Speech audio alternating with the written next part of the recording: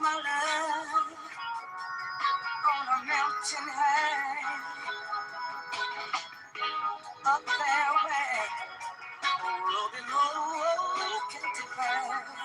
I'm gonna place my love on a mountain high,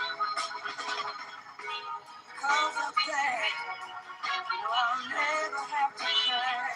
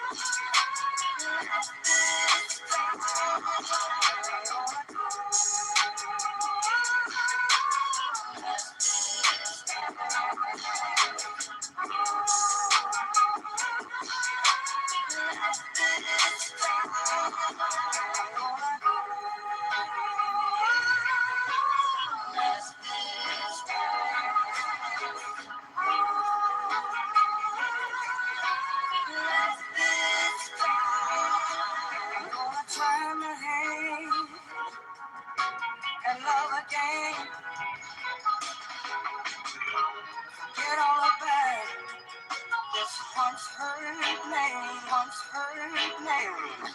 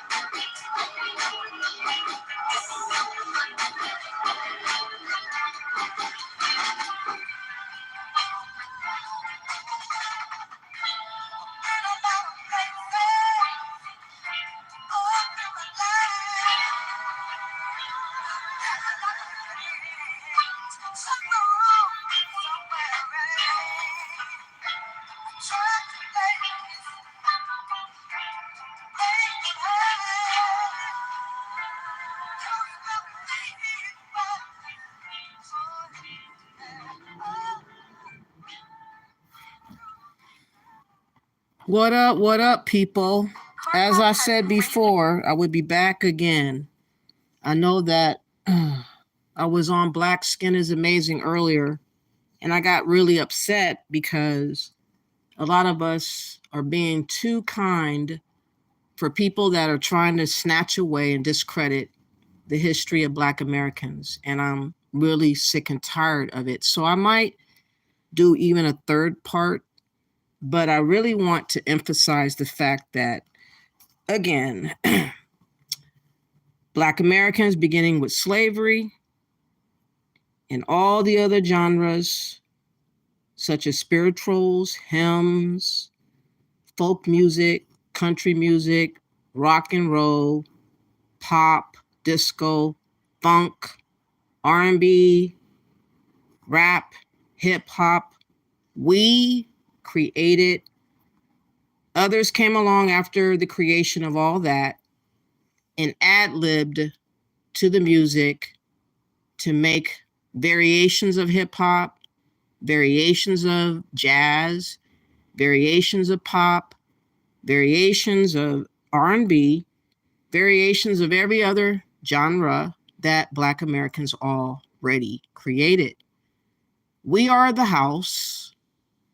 Every other genre, every other nationality or people that collaborated with later or ad-libbed or added on to the house of music that Black Americans created are just that, ad-libbers, add-ons. They help to dress up the house. They help to repaint the house. They added different things, features about the house, but they did not build the foundation or the house that is our culture, Black American culture. You know, before I get going, before I got off from watching Black Skin is Amazing, I noticed one thing. There was a Puerto Rican woman or Latino woman that went on the platform, and Black Skin is Amazing was ever so protective over this woman, you know, stopping everybody for correcting her or putting her in place. He was like, oh, no, don't do that. Let her finish.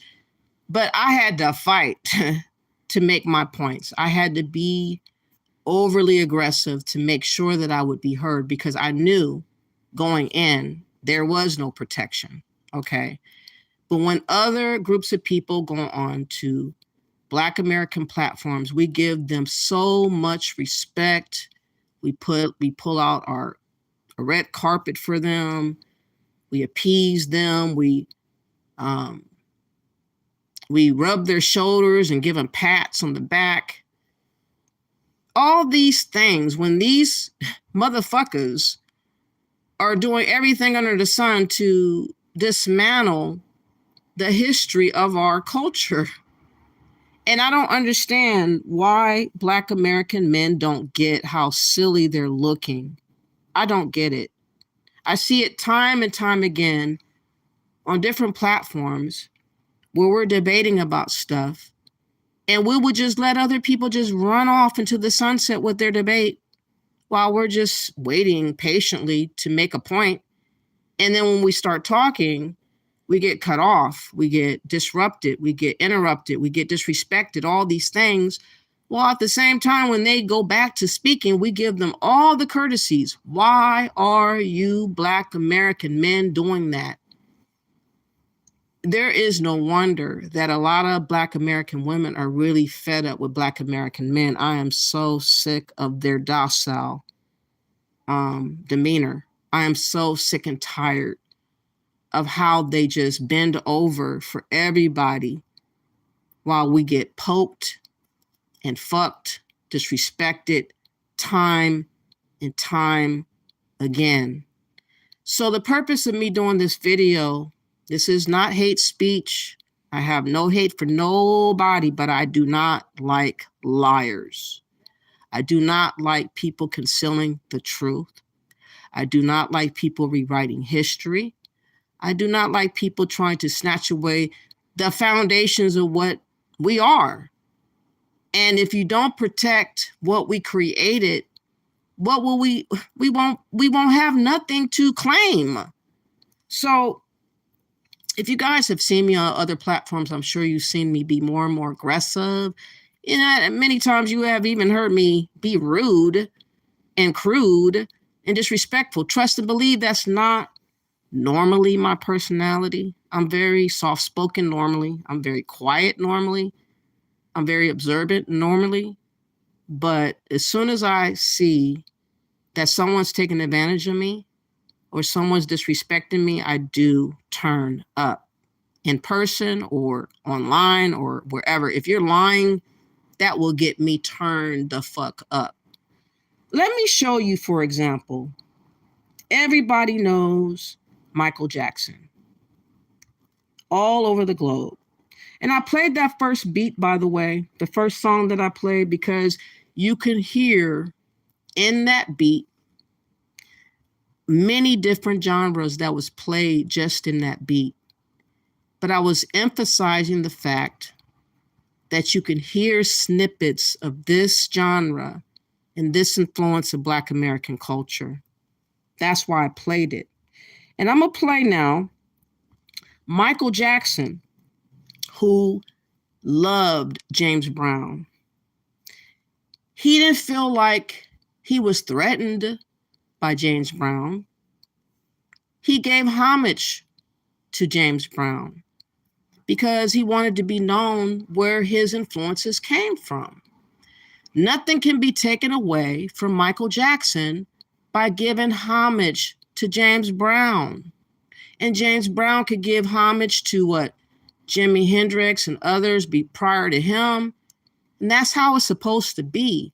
The problem that we're having is other groups of people come here to America and they do not want to give us homage at all. They want to say, oh, you were right there with us, little black boy and girl. You didn't do nothing before we helped you. That's a fucking lie. Okay? We've been here, like I said, creating music through our pain and struggle with slavery, with all the atrocities of America, through Jim Crow, through everything that you can imagine that we went through here. Those struggles and strifes and pains and testimonies helped us have an outlet through expression called music, called songwriting, called humming, hymns, all these things that we incorporated in our music way back then. But it spread it out through other genres that we can hear today. And just because hip hop came, in the 70s, 80s, music didn't begin in the 70s and 80s. That is the argument that Puerto Ricans and Jamaicans and other people that come here are trying to put their hat upon and claim, oh, we were there with you guys. You can't claim nothing because we were here in the 70s and 80s alongside of you. But you weren't there in the 30s and the 20s and 1900s and the 1800s. So what are you talking about? Okay? You added flavor later to what was already built. You get credit for different flavoring that you contributed, but you can't say that you built the goddamn house. So let's look at a quick clip of Michael Jackson, who happened to be invited to perform at the late, great James Brown, his idol. And I want you to see how happy he was to be able to give homage to James Brown. He didn't feel slighted. He didn't feel belittled. He didn't feel little to be in the presence of James Brown. He was happy to share the stage with James Brown. He didn't feel like it was a threat. He didn't feel like it was a competition because he knew that James Brown was his influence. Okay, let's go. Standing ovation for a young man sits behind you. You have no idea who's in all your... Michael Jackson, no Michael Jackson. Michael Jackson. Michael Jackson. Michael Jackson.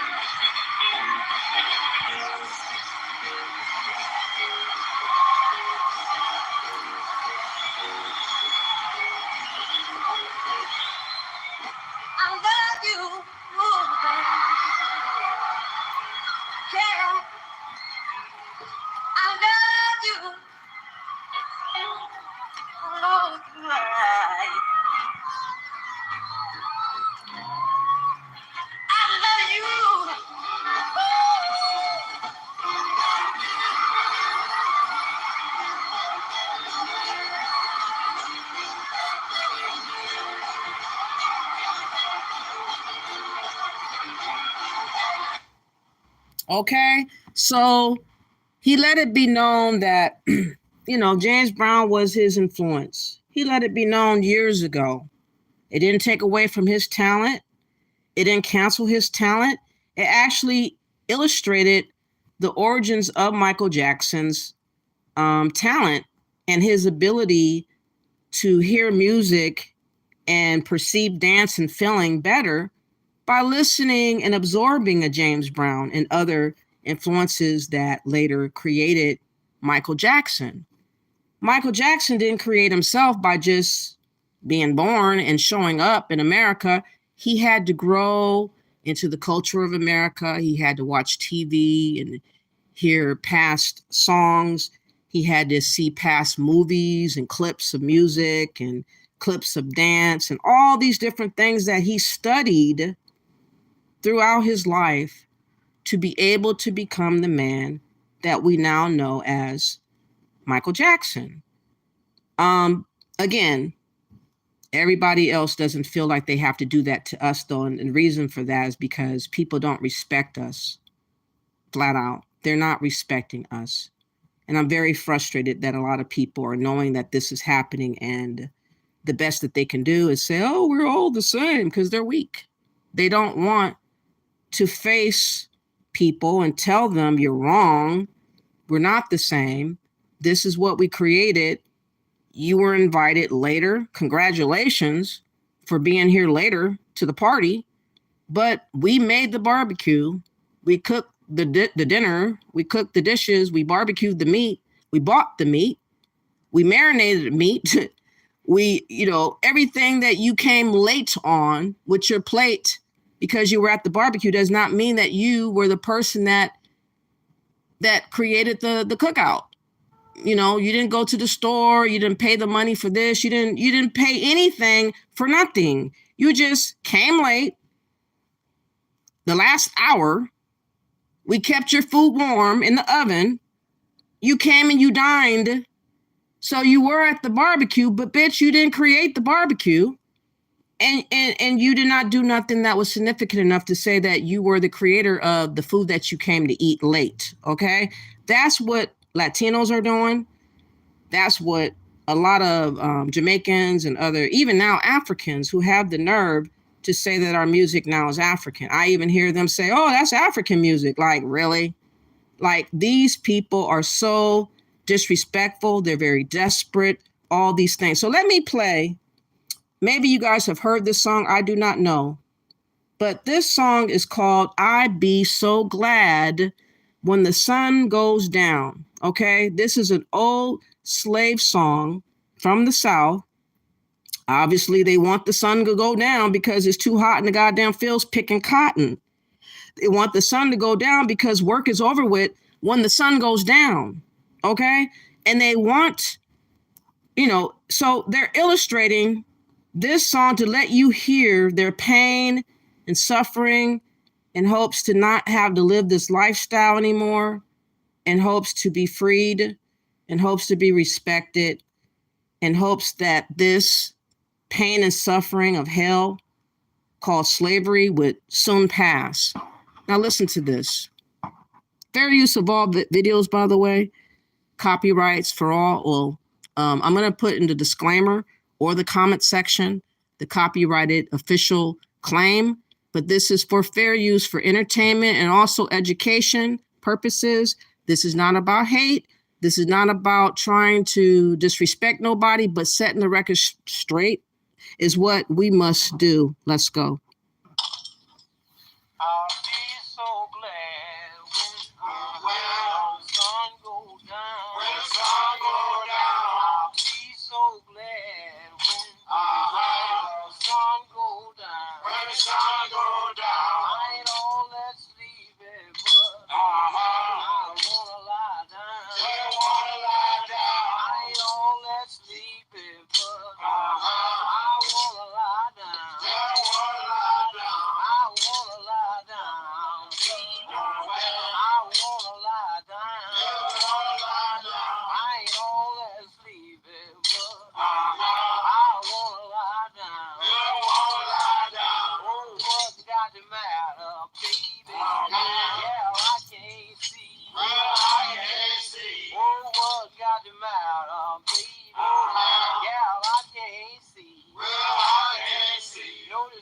and the drivers both. Bill down on me. No, the sergeant and the drivers both. Bill down on me. Just stop your corner line. Like I chop mine. Just stop your corner line. Like I chop mine.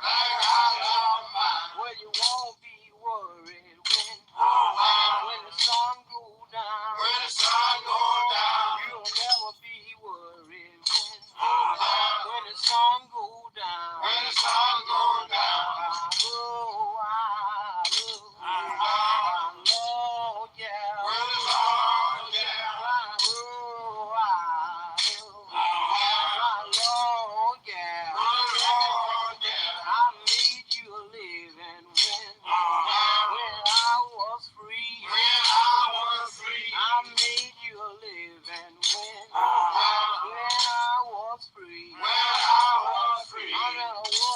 Trouble you won't write to me. I'm in a world of trouble. You won't write to me. Won't write to me. What was amazing about this song, y'all? Yes, they were slinging, like you said. Let me find you. Thank you for all appearing. Happy to see you, American Lady. Thank you for appearing. Yes, they were driving the nails in the ground, building America's railroads and all other things that they had to do, like clearing land, clearing out ditches. They were chained up, and you can hear the clicking and the clanking of them chained up. That was their beat. They didn't have drums. They were hearing the beat of the clanging and imagining the beat in their mind. For them to come up with these different songs that they created, all from nothing, no influence at all.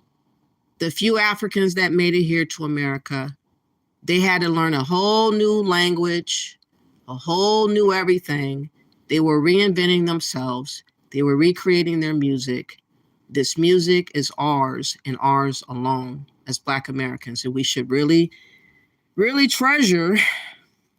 Sometimes I feel like crying, but it just won't come out because it's so sad how easy it is for people to just disrespect us. How you doing, Mary Lee? Thank you for also appearing. You said you seen me on BSIA live talking to those two clowns. Yes, unfortunately.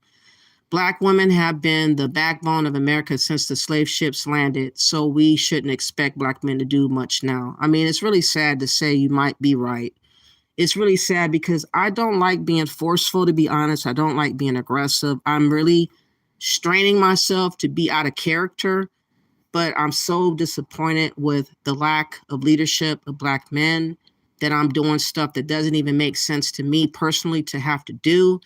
But I rather stay true to myself than bend over and appease a people that's trying to rob from us. I'm not going to lie down like that song says. I want to lie down. Yes, we want to lie down to go to sleep.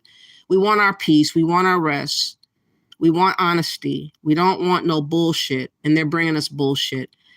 American Lady also said, this is our soul and the beat comes from. That's why being offbeat is a sin in ADOS culture. Yes, take your time, sis. I will. I am getting kind of emotional because, and I didn't expect to get emotional, to be honest with you. Just listening to the clanging of the people that used to be slaves and how they created that music and how much pain they were in, man. Knowing how comfortable it was. They were sweating. If they had an itch, they couldn't even scratch it, y'all. They couldn't even scratch an itch if they had it. If they had flies and bees flying in their face, they couldn't even swat it. They couldn't do nothing. They had to endure. And they needed something to help distract them. And so this is why they created music to help distract them, to help lessen the blow of all the work that they had to toil through. And it is emotional thinking about what they went through. And we have people just coming up over here, nice and fancy like, never had to struggle through any of those hardships. And they're claiming since 70 something that they've been here all along. And Black men are just, lining up to get knee pads to kneel down and suck somebody off. I am so confused. But let's listen to another old time but goodie. I'm taking y'all through history right now before I showcase other things. This one, I'm sure someone has heard. It's called Wade in the Water. There's been many, many different renditions of Wade in the Water. But of course, the originator of the song is Black Americans, okay? As far as I can tell, it's from the Fisk Jubilee Singers that first wrote it. I want to show you different genres or other people that sang the song after the original song. You'll hear the essence of the original song, but you'll hear the variation of the changes that they added onto the song. And that's what Latinos and Jamaicans and other people that came here later did to our music. They added more texture to the song. They ad-libbed to the song, but they did not create, for instance, Wade in the Water. So let's listen to this song. Nothing to do with a damn Puerto Rican, nothing to do with a damn Jamaican, nothing to do with a damn African. I'm going to reiterate to everyone, to the slow ones in the back of the bus. We are multi-raced Americans, okay? Let's be clear. We are multi-raced Americans. So we did not stay, for the few that did get off that boat, African. They didn't stay African, okay? They intermingled with other people. There were Black Indians that were also misclassified, taken from their lands, made over into Negro or mulatto or colored or freedmen, or what else did they call us? There's so many different name changes. It'll come to mind later. There's other names. If you guys colored, of course, colored, mulatto, Black, now African American, all these different changes. You know why they changed all these names all these times? Because we changed. We intermingled with so many different people. White people wanted to keep white. They didn't care about the other people that was here. They said, all you other people, if you have a tinge of whatever, we're just going to call you Negro. We're going to classify you and just call you whatever we want to classify you at. Stealing our name, stealing our identity. Okay? So when I say Black American, I'm talking about everybody that helped create from the beginning all the way up to now, because it's a grab bag of all of us collectively that's been mixed and mingled and re-identified and reclassified. So it's very hard to just say, we were just one type of people, because over time we did blood-wise, we did mix up, okay? And, these days, Pan-Africans don't want you to acknowledge the fact that you're mixed up. They want you to just be like, oh, you were raped, and the Indians had you enslaved too. Why would you claim them? Even if you did have heritage there, they had you enslaved. Well, didn't you sell, the Africans? So why are you any better? Okay. Why are we singing songs to you, praise to you? You don't get no credit either. Okay. This comes from us, the pain of us that created this music. That's how I was able, actually, when I started writing music, y'all, writing songs, I used it as therapy to help me heal. That's why I discovered I could write and learn to sing, because I needed it as therapy. And that's what the slaves and other Black Americans through the creation of music did for themselves to try to deal and cope with racism, deal and cope with all the atrocities of America. Latinos can't say that. Jamaicans can't say that here in America. They chose to come. They left a worse place and came to a better situation when the dust was clear. They didn't come here in the thickness of lynching, Jim Crow, whipping, slavery. Okay, they had their own situations. I'm not going to say they didn't go through nothing, but I'm going to say we're talking about Americans specifically. We're not talking about everybody else's music around the world because that's their history and that's their history to claim and tell.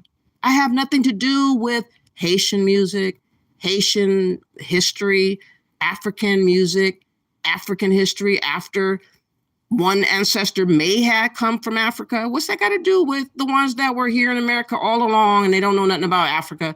They don't know nothing about nothing else. Okay. So we have got to keep things simple for us. Stop letting people convolute the conversation.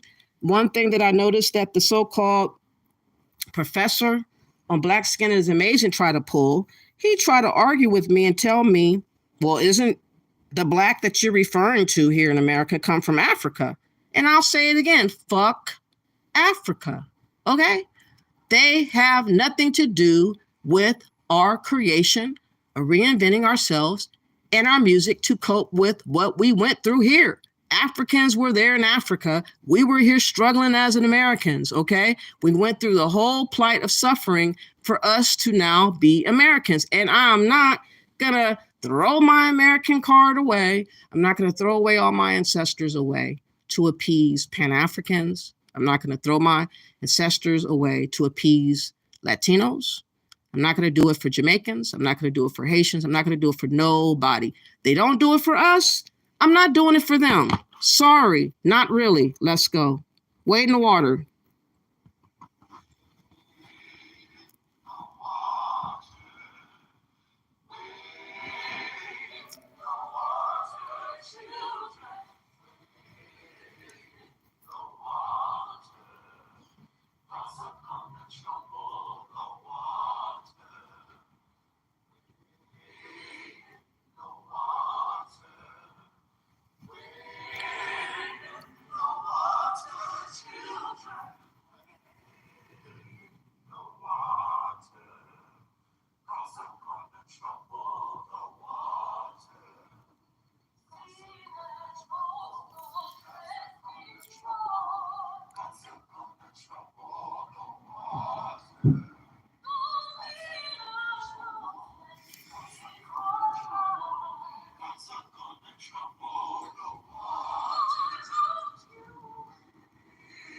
It sounds weird. Okay, let me find another one. I don't know why that sounds so low. Let me see if I can find that. It might be low because that was probably old recording that was their machinery wasn't up to par as it is today, and so it's very low.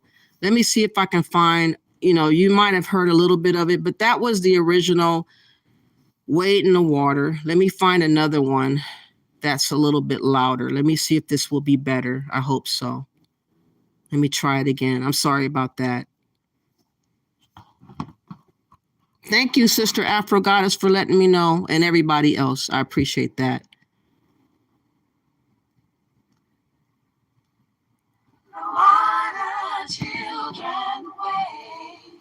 But as you can hear, this is not the original. As you can hear out the gate, this is not the original. But you can hear where the influence came from. And you will also hear the ad-libs, after it was created, the original, they made it better with harmonizing and other music and other variations of what they decided to bring onto the song. But the original song, they could not have ad-libbed if they didn't know and learn the original song first. You have to learn the original song before you can make it better. You cannot say that the people that wrote Wade in the Water, you got to just trash them because you have another rendition to the song that might be more popular. Okay. Yeah, the breaks, huh? Let's go. Let's see if this is better.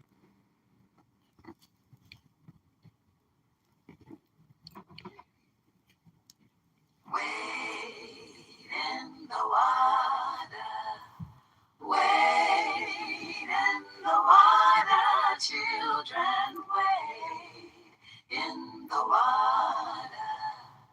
Gods are gonna trouble the water. See that band all dressed in white. Gods are gonna trouble the water. The leader looks like the Israelite. God's gonna trouble the water. Ooh, wade in the water. Oh, wade in the water, children. Wade in the water. God is gonna trouble. God's gonna trouble the water. Oh, see that band all dressed in red. God's gonna trouble the water. Ooh, it looks like the band that Moses led. God's gonna trouble the water. Oh, wait in the water. Oh, wait in the water, children. In the water. God is gonna trouble, yes he will. The water. Oh,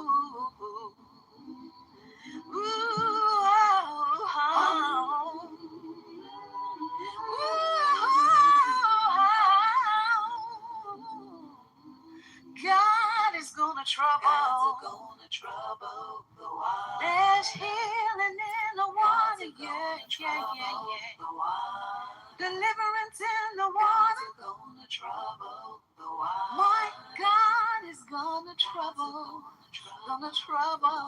the water.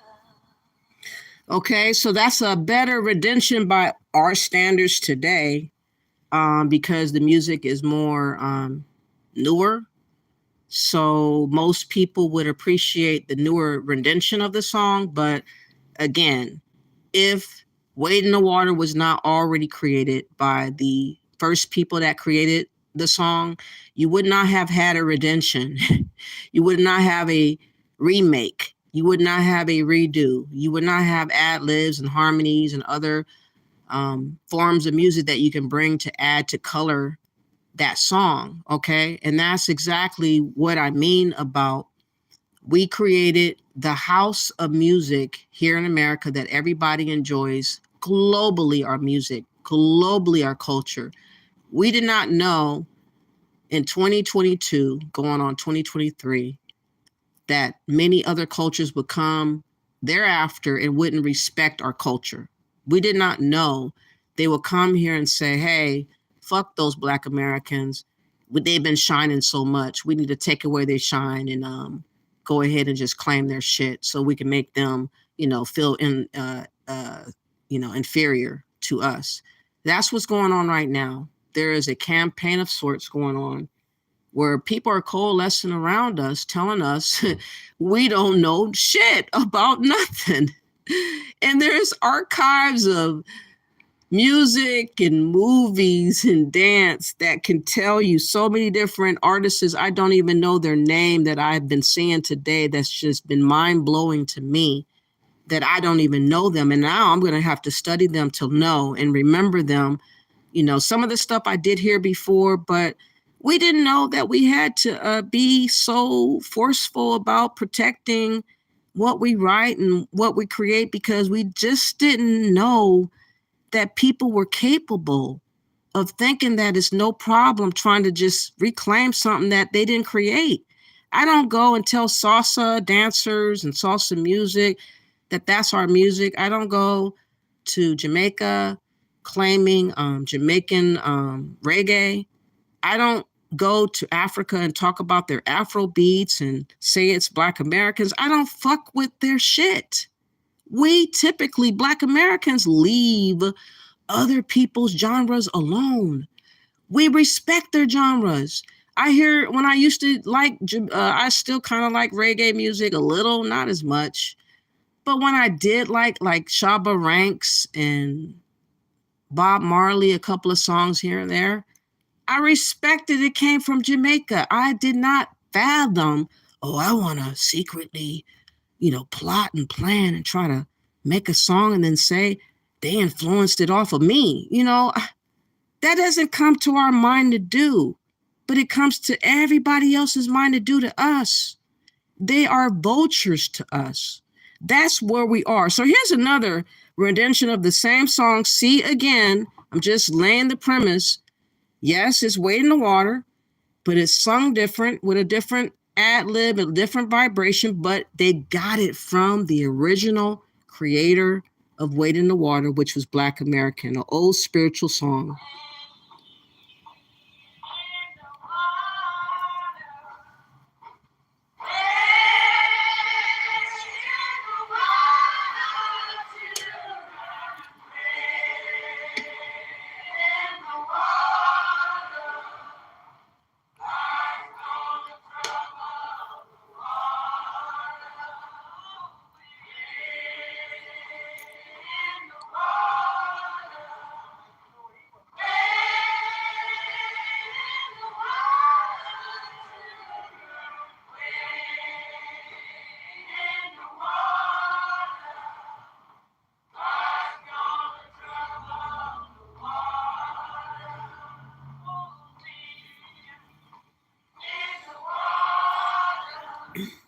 So y'all guys get it, okay? They were in a church, they were re-singing it. It's a known classic. Many people have did variations of the same song.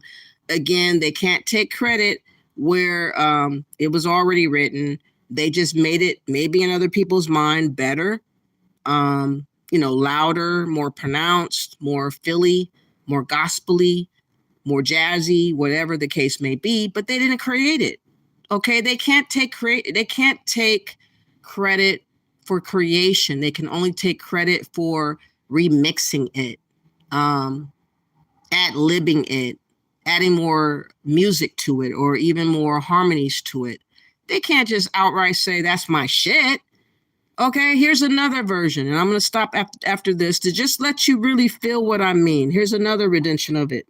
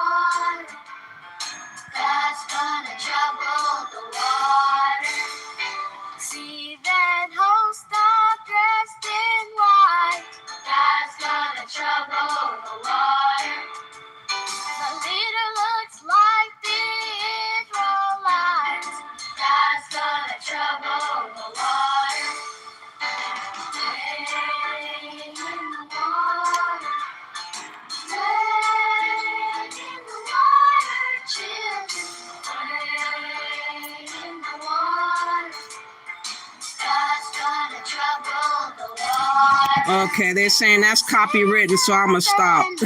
They don't want me playing that. Okay, so you get the idea. I showed you 3 versions of from the original song.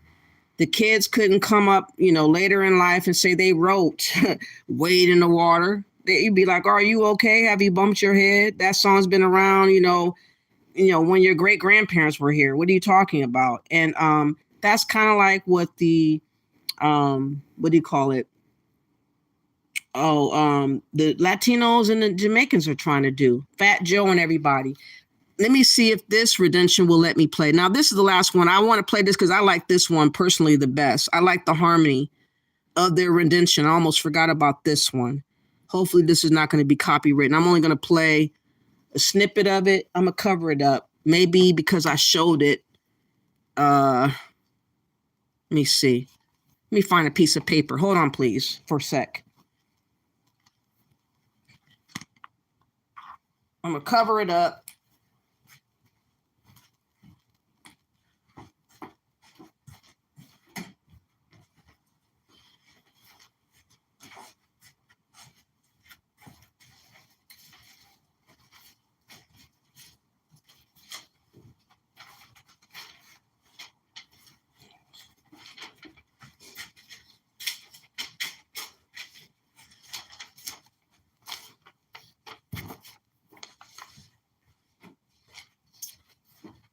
Okay, so hopefully, if I have it covered up, I can play it. Sometimes they give you copyrighted if you show them singing it. So I like this rendition the best. I don't know why, but it's more of I understand it better musically. Actually, this comes from who sang this? I think it's from the Winans. I think this version, it says, is the Brotherhood performing Wade in the Water. It's called the Brotherhood. Okay, so they remind me of a gospel group called the Winans, but they're not the Winans. It's called the Brotherhood. But listen to their rendition of it, and then I'll move on. But this, to me, is my favorite version that I've heard so far. Nancy James here, so blessed that we have with us today the Northern Kentucky Brotherhood Singers, and here they are.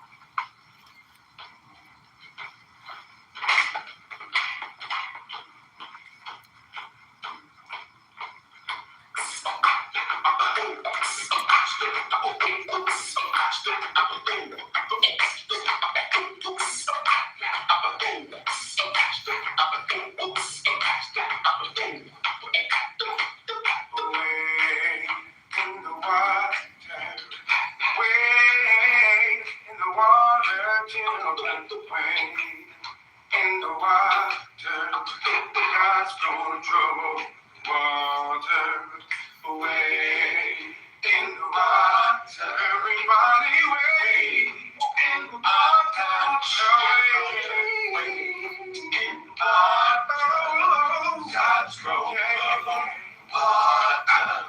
See that host are dressing white. God's gonna trouble water. You don't leave him, he looks like he's alive.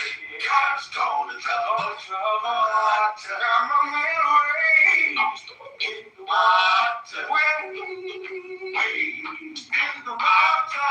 Wade in the water. God's gonna trouble water. See that man all dressed in red. God's gonna trouble water. You know, it looks like a man with Moses led. God's gonna trouble water. If you don't believe, I believe. God's gonna trouble water. I wanna follow you down to Jordan's stream. God's gonna trouble. Oh yeah, oh yeah. Everybody wait in the water. In the water. God's gonna trouble the water. That's my favorite rendition of the song. Maybe because of the beatboxing. I like acapella. That's how I make and create songs, is acapella. So that's probably why I like it the best. But again, these same people in this group could never ever say that they made Wade in the Water. They can only say, oh, we had our own rendition. We made it pop. We made it sound cool. You know what I'm saying? They can say that, but they can't say they created Wade in the Water. Okay. Let me see what you guys are saying real quick, if I can. Now that it has this detected copyright audio, it's not allowing me to go look in the chat. So I'm gonna have to go to my other phone and see what you guys are saying real quick before I go on. Again, if you haven't yet done so, if you could, please do me a favor by liking and sharing the video. Again, this is about setting the record straight. This is about being honest about our history and disallowing people to bully us and take advantage of us, because too many people are just laid back, passive. And a lot of you, if you guys see me get belligerent and drunk and mad and all these types of things, it's only because there's too many passive people around. Okay, that's the best way I can explain it. When you hear me turn up, it's because too many people are not speaking very clear. They're not bold. They're not direct. They're tapping around and all these types of things. And it gets me frustrated because everybody lying is not tapping around their lies. So why are we tapping about telling the damn truth? Exactly. How you doing, Easy X Recovering Pan-African? Thank you for appearing. I think I saw you in the chat room earlier. Were you on African Millennial? You was trying to speak. I don't know if you ever spoke. I don't think I heard you. I was waiting to see if you were going to speak, and I don't think I heard you speak. But yeah, that was a deep live earlier. I think African Millennial brought up a lot of good points about understanding the fact that, you know, everybody's trying to make us over, and people just can't respect everyone's own individual contribution for their own tribe. And I don't know why that is. It's really, really bizarre. You know, I could find songs, I'm sure, in other groups of people that I could like, but I don't want to replace my identity for another culture. I just don't. I don't see the need to do so. And I don't know why a lot of other Black American men in particular, not many Black American women are doing this, to be honest with you. We're very firm about how we want to have our square protected. It's the men, y'all. It's the Black American men that are being very docile and very passive aggressive. And they're being whipped out here by other people being very disrespectful in their faces. And they're just trying to be, oh, let's just all get along and have a nice conversation. You know, you can't be nice to people just lying to your damn face, though, can you? You said, did you say if you turned up, it may be you drunk sometimes? Like, for instance, Afro Goddess, I don't know if you caught the live yesterday. My God, I went on a rampage of sorts. I went on Kat's page yesterday. She was, of course, doing her dancing and drinking, and she really got a lot of African men in particular riled up watching her do all this dancing that she was doing. And they really were riled up when they see me on the platform with her. You know, I was the only one up there on the on the platform with her while she was dancing and listening to music. And they were very, very upset. They weren't happy. All of a sudden, all this gay slurring came out. You know, it was all this graping that they wanted to do, and all this notion of, you know, all this just really messed up stuff that you would say because you're jealous, because they're incels, and they came in swarms talking hella crazy. And so what had happened was one of the African people came, and you said, I caught the last 5 minutes of Cat video. Raw, let me know you was on Cat panel going in. Oh yeah. You know, a lot of it, what I said was just messing with them, you know, because I knew they were watching and I knew they were seething. So I was rubbing it in. Okay. I was flirting with her, but I didn't mean it. Okay. She knows I'm playing with her. She's playing with me. It's kind of like an inside joke. I'm never going to London. She's never coming to America to see me. So it was just fun. Okay. But they were pissed.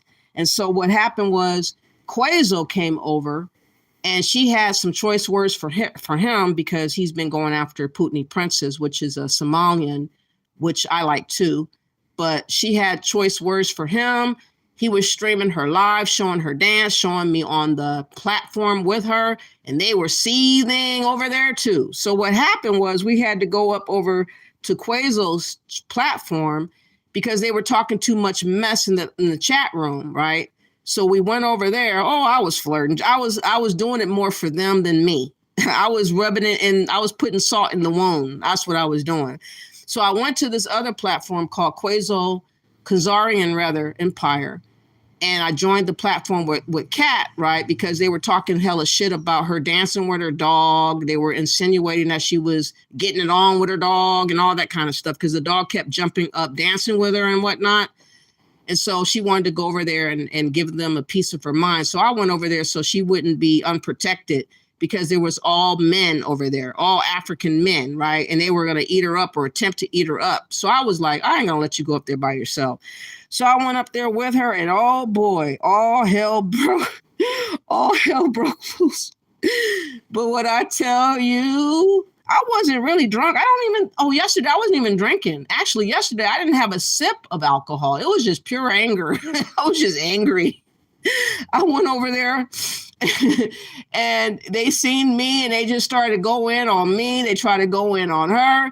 And this one American, so-called Black American, who's always kissing ass to the Africans, and he's always trying to find a African wife, was trying to jock, trying to see what African man to help him find an African wife, was, over there trying to attack her, basically because they seen me up on the panel. So they had vitriol for her through me. They were trying to attack her because I was there, okay? They hate me so fucking much. They said, fuck this other African. We want to drag her too. So I said, oh, no, I'm not having that. So I went over there and I started dragging them. And I particularly dragged this guy by the name of American Rifleman, whatever. He has this big musty mustache that he rocks with a bald head. He's an incel. He's hella ugly. And he wanted to keep bringing up, oh, I'm gay. And I just kept saying, you're just jealous because I can find a better woman than you. I mean, I'm sorry God didn't bless you. I'm sorry you have a 2-inch dick and you're not blessed. But hey, it is what it is. So, yeah, we went over there clowning for about a good hour of dragging their asses. And so he deleted his live or put it on private. She put her live on private, but I was clowning yesterday. So yes, I did. And yes, I was flirting. I'll flirt again just to rub it in their faces that nobody wants you, bitches. 2-inch bitch, 2-inch dick bitch. He talking about, why don't you have a husband? Because I don't want a 2-inch bitch. I don't want a whack ass balding headed bitch with a big musty mustache, hair on your back, hair on your butt, 2-inch dick, talking to me about a husband. Fuck you, and talking about me wanting a husband. I don't want you, bitch. I don't want nothing like you remotely. Anywho, that was just a commercial break for all that don't know. I'm a fool. Okay, so let me see. Since we got that cleared away, again, we did Wade in the Water, which again, it originates from the spirituals, which originates from slave, when people were out in the fields, slinging their hoes with the pitting cotton and all that kind of stuff. That music came from us. And you know where else music came from, y'all? Through the pain of prison. Yes, a lot of people, if they weren't enslaved, they also had to deal with prison camps. And a lot of people in our history had to deal with being, if not enslaved in slavery, they were enslaved in prison camps. And so the other way that we were able to express ourselves is through music, trying to get, we use the same thing that we did in slavery. Oh, yes, in American Indian music, of course, because we were reclassified. I say that over and over again. Some of us are Black Indians, but again, they stripped us of our identity, say, you're just going to be a Negro, you're Black, good enough. You have black skin, we're just going to call you that. We're going to throw your ass in prison or prison camp. Ain't nobody going to be able to tell no damn difference. You know what I'm saying? That's what they did. So let's look at this past slave, it is slavery, but they call it prison camp. And this was in Texas, right? This was back, I don't think they show the year, but a long time ago, obviously. I would guess 20s or the 30s, right? Take a listen to this. This is where music came from. Don't you go down, oh.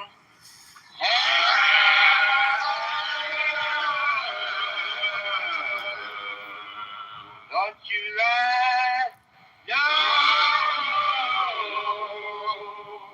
Whoa, go down on Hannah. Well. Don't you rise no more. Don't you rise. Oh, shit. I was trying to turn it down. Sorry. It sounds kind of too blaringly loud. And since it's old, comes from an older machine, it sounds a little weird. So I need to turn it down.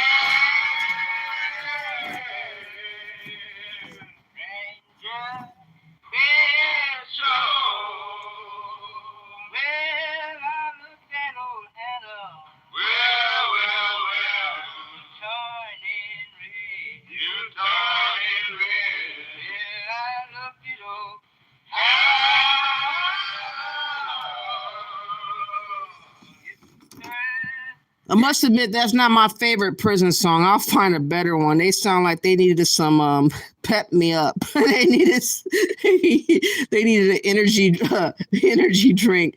But I'll find a better one. Meanwhile, while I look, I want you guys to see the 30s and the first recorded dancing that happened. Now, this was also part of the argument that the Latinos try to bring out, talking about break dancing was created in Brooklyn. The Puerto Ricans had a big influence to that, yada, yada, yada, yada. They don't want to bring about the Mills Brothers caravan, though. Okay, here is the first recording of dance that, is the originator for this type of music or dance, too. Let me see. Look here, children. Now how come? This here barbecue looks so about. Speak up, sister. You ain't come. How come? How come? How come? How come? We were dancing Froggy Cup. What's your band done stood us up? No jive and no jumping? Well, I guess this calls for something.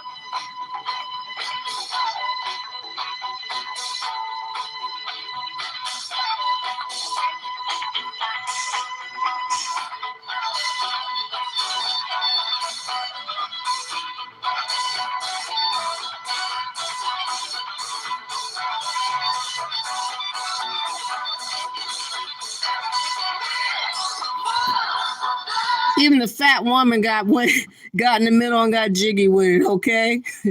We all were dancing, okay? This was our way of expressing ourselves and relieving ourselves through all the hard work and all the pain and suffering that we felt. So, dancing and music, singing, jazz, blues, gospel, everything was our therapy and our outlet to relieve ourselves through the pain and suffering that we were going through.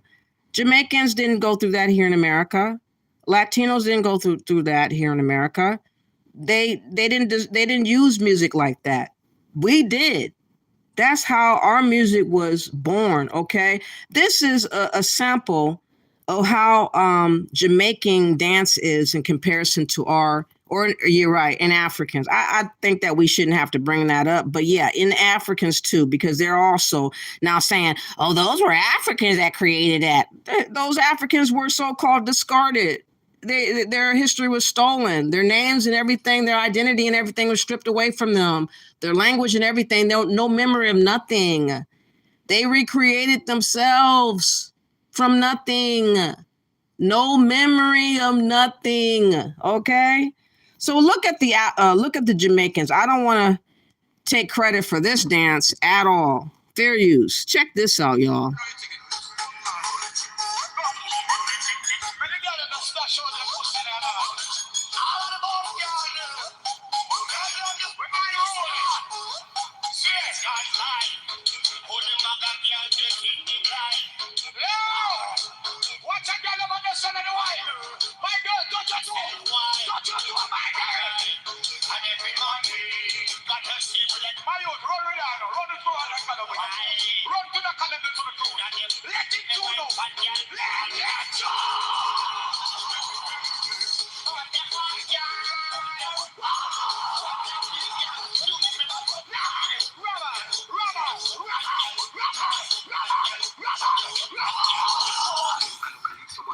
Look, they can have that dance. That's not my culture. They can keep that dance. Okay, this ain't us. This not us.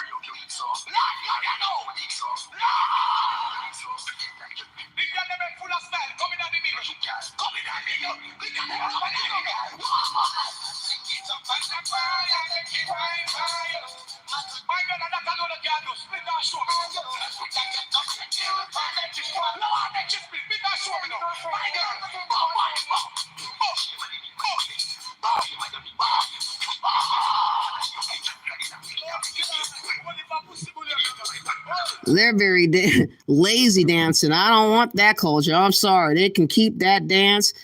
That is not our dance. Let me find another one because it gets a little bit more crazier. Where is that other one at? That's like, wow, no, they didn't.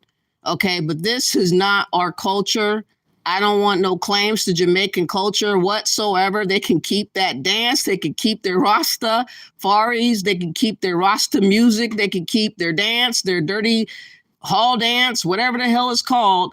No, no, no. You don't have to worry about me claiming any of that kind of stuff because it's not mine to claim and I don't want it.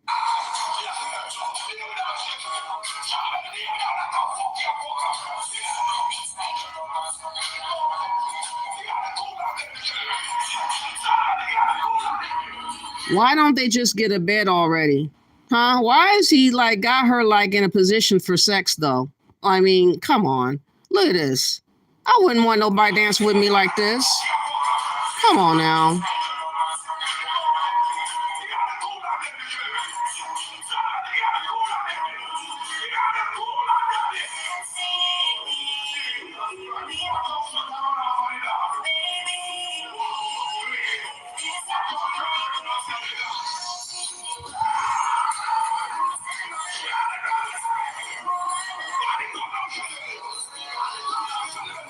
They need to just get a room. Now, you want to talk about rap? You want to talk about people with their pants hanging down? What the hell is this? You are basically having sex with clothes on.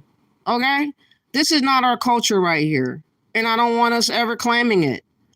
This is why Jamaicans come over here claiming our shit because they feel like they don't want to claim that nasty shit that they created, which is this mess. Okay? You hear the music in the background? If that's their shit in Jamaica. This dance, this is their bullshit, okay?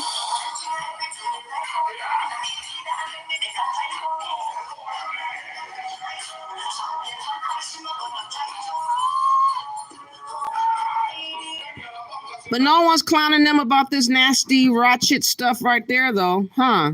No one's said a word about that nasty shit, but they stay talking about Black Americans not having culture. But look at that culture.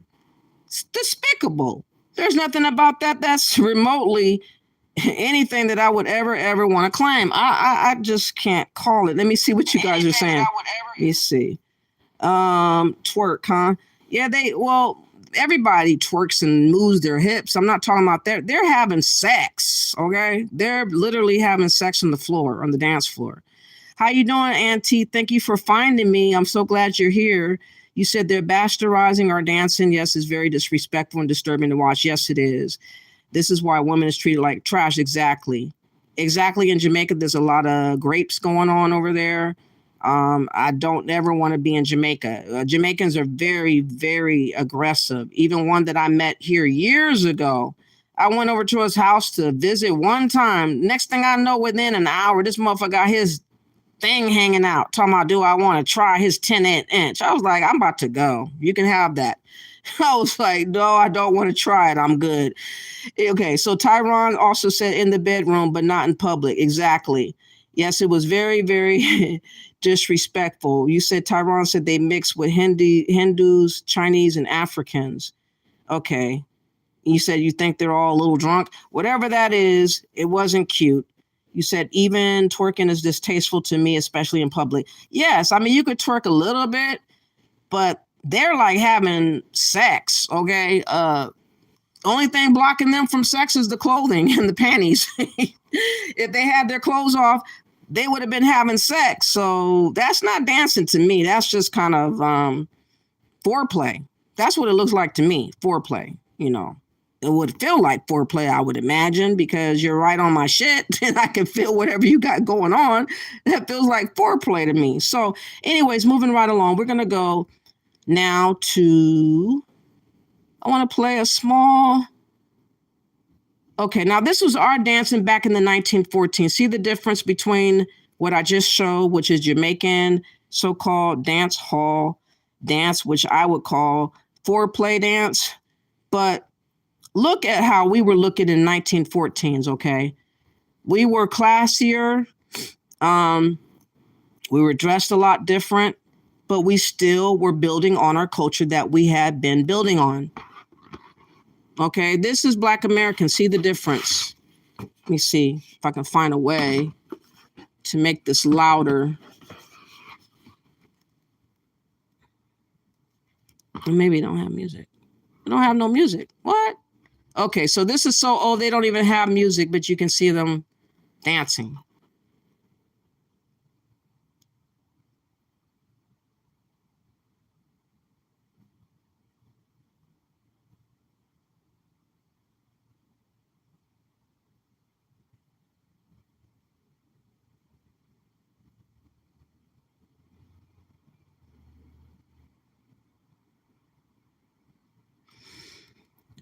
I guess they're doing Rosie Around the Rose. It'd be nice to hear the music because that kind of looks kind of terrible. Let me find a better one. But at least it wasn't no pre-sex before. Let me see. Let's find a better one. Oh, yeah, this one right here I like a lot. Now, these are young brothers called the Nicholas Brothers. This is 1936, y'all. These are young Black Americans, like boys, preteens. Okay, let me show you guys this.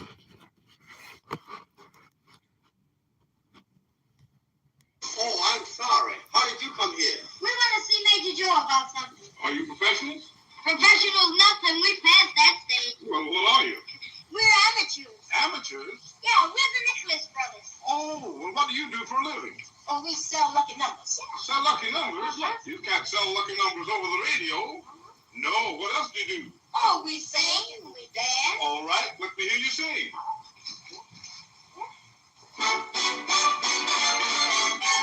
Lucky number. Oh, dreaming of lucky numbers. Hoping that those lucky numbers will show for me. Numbers gonna show for you and me. Superstitious. Or even makes me suspicious. Table with 13 dishes. It's your name. Make it please. Habits be. Hey, that's mommy. Yeah? Yeah, man. We're over it. Put my trust in Google Dust. Cause you know someday it may bring you a seven. Or maybe a lucky 11. Oh, that you'll be in heaven. Lucky number for me. Yeah.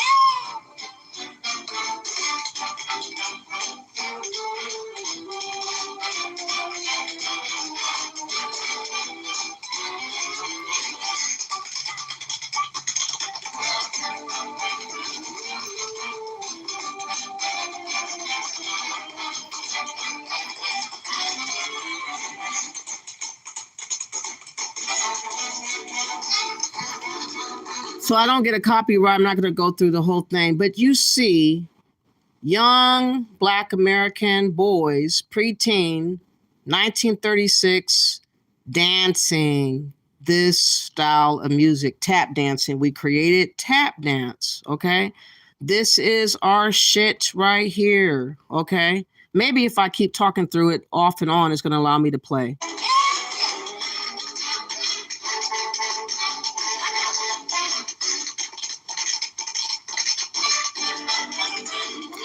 Who brought up coordination?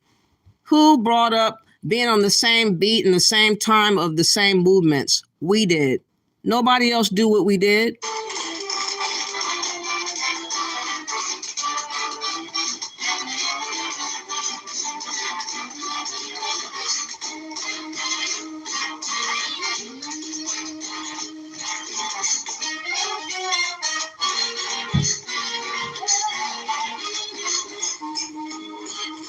And they were dressed nice. Look at this. Stylish, polished, poised, talented. Black Americans. Our shit 1936. No Jamaican, no Latino, no African influence. Our shit. Okay? This is Black American culture. Okay?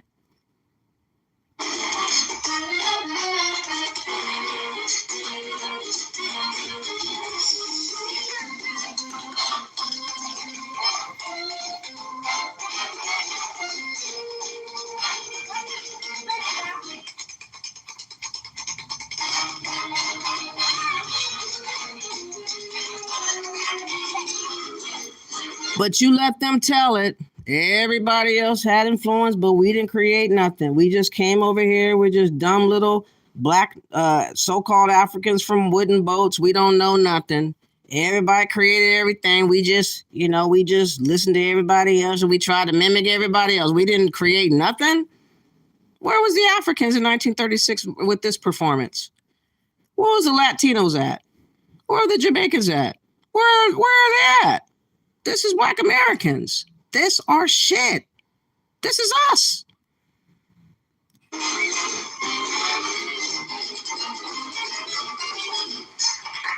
Okay?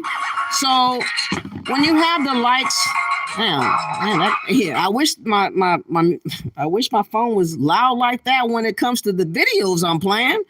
Play a commercial, the motherfucker gets real loud. Isn't that fucking odd? But yeah, this is our shit. Let me see what you're saying. Mary Lee, thank you for appearing. You said tap dancing is really hard. My daughter tried to teach me years ago. I couldn't do it. And she said I had no rhythm. Exactly. You have to have rhythm. You have to have timing. You have to, especially if you're coordinating with somebody else, you have to be able to, the beat in your head and know when you're spinning, when you're turning, all these different things that no one else was doing but us. But we have these people that come over here 50 years, 100 years later, and they talking about we've been here all along. Bitch, where were you there in that clip? Nowhere. Where were you at? Nowhere. Okay, let me see if I can find another dance. Thank you all for appearing. If you haven't yet, please do me a favor by liking and sharing the video. Now, here's another form of hip hop from the 1940s, since this so-called fake professor that's, I think, Puerto Rican, that was on Black Skin is Amazing, has been trying to put hip hop and keep it only in the 70s. It's like, dude, we were doing forms of music and styles of dance before the 70s. You guys came here and watched TV. You guys listened to our music. You guys watched movies. You guys watched all these things that we were doing. That's how you got influenced to do what you were doing and add into the music later. But you didn't create nothing. And it's okay for us to say you didn't create anything. And it's okay for us to say it without saying that we're hateful. Every time we correct people, oh, we're divisive, we're hateful, we're Islamic phobic, but then they can correct us about their culture, about what they produced, supposedly, that they didn't do. And all this other respect we're supposed to give to them that they don't never give to us. It's very odd. It's very, very odd. So here's another 1940s, y'all. People dancing this way as Black Americans. Let's go.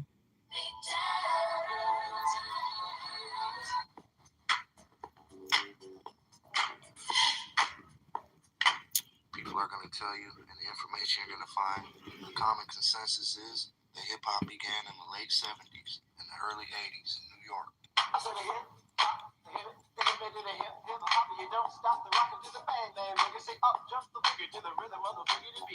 Right? Right, okay. Now what you hear is not a test, I'm rapping the beat. Well, what if I showed you a video from the 40s or the 50s, right? 20, 30 years before they say it began. Make believe, what are you doing back here? Well, I have an old figure that I'd like to see. You like to see, what is that? Brother Bill with the Jubilee. Oh, Brother Phil with the Jubilee. Of some cats with guns in their video. They got dollar signs on their outfit.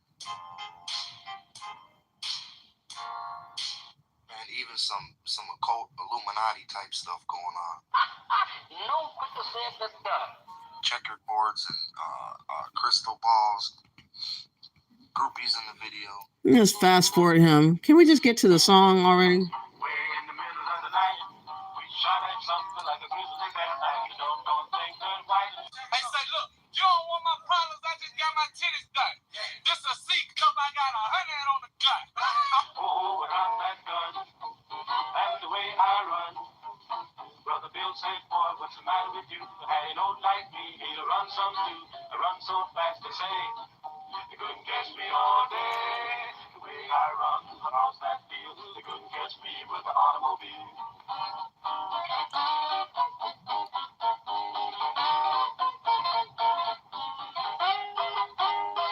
A contact gun, and the way I run. Beatboxing even. One of them's beatboxing. Man, they got a swagger to them, and I'm gonna show you. And Brother Bill says, boy, what the man would do. Hey, don't like me, he'll run some too. I run so fast, they say. They couldn't catch me all day. I'm gonna show you that these guys in the 40s and the 50s were real hip hop, real deal hip hop. Come on, brothers, if you want to hear the story about that preacher and the bear. Gather round, boys. I don't want you to miss none of this here story, because it goes like this. Man, I'm gonna put some drums to this just to show you. Don't make me sound. See, I don't need help, so I'm gonna stop right there. But you guys get the gist of that. This was an older 40s group. I'm not sure what group it was. I don't even know if he ever said. But obviously, in the 40s, this influence did not come from, again, Puerto Ricans, Jamaicans at all. It was solely, exclusively Black Americans, which is a multi-race people. Nonetheless, we created the music. Now, even though I don't like Tariq Nasheed overall, this is one thing. This is what's so slippery about him. He says a lot of truth, and then he grifts and hustles us and pimps, the so-called FBA. But he does say truth from time to time as well. You dig? We are an extremely unique people as foundational Black Americans, and we are the only group who has influenced global culture. No other group has influenced global culture other than foundational Black Americans. Damn near everything we do, a lot of the stuff we do, it influences the world. The music, the food, the slang. If you go around the world, ladies and gentlemen, you see people dressed like us. You go all around the world, people look at our style and they dress like us. You don't go around the world and see people running around with kente cloths. You don't go around the world and see people running around with fezzes, karate outfits. Around the world and see everybody rocking Hindu shirts. But you go anywhere on this planet, you're going to see somebody wearing some damn hip-hop looking gear. They're going to be rocking their clothes like us. They're going to be dancing like us anywhere you go. We influence everybody. You understand what I'm saying?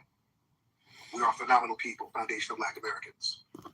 So that's why he's able to griff y'all, because a liar, what they do is they tell a lot of truth, okay? And then they sneak in lies or sneak in different intentions that they're not telling you about, which is what Tariq Nasheed is doing, okay? But one thing I did appreciate that he did in talking about what Akon had said against us. I want to play the snippet of him dragging Akon. And again, this is no disrespect to other cultures or other peoples or anything like that. But we cannot just let people say that our music and other artistry is better than ours when we know better. Because the influence is ours around the globe. We can't say that we share the same thing with everybody, because we just don't.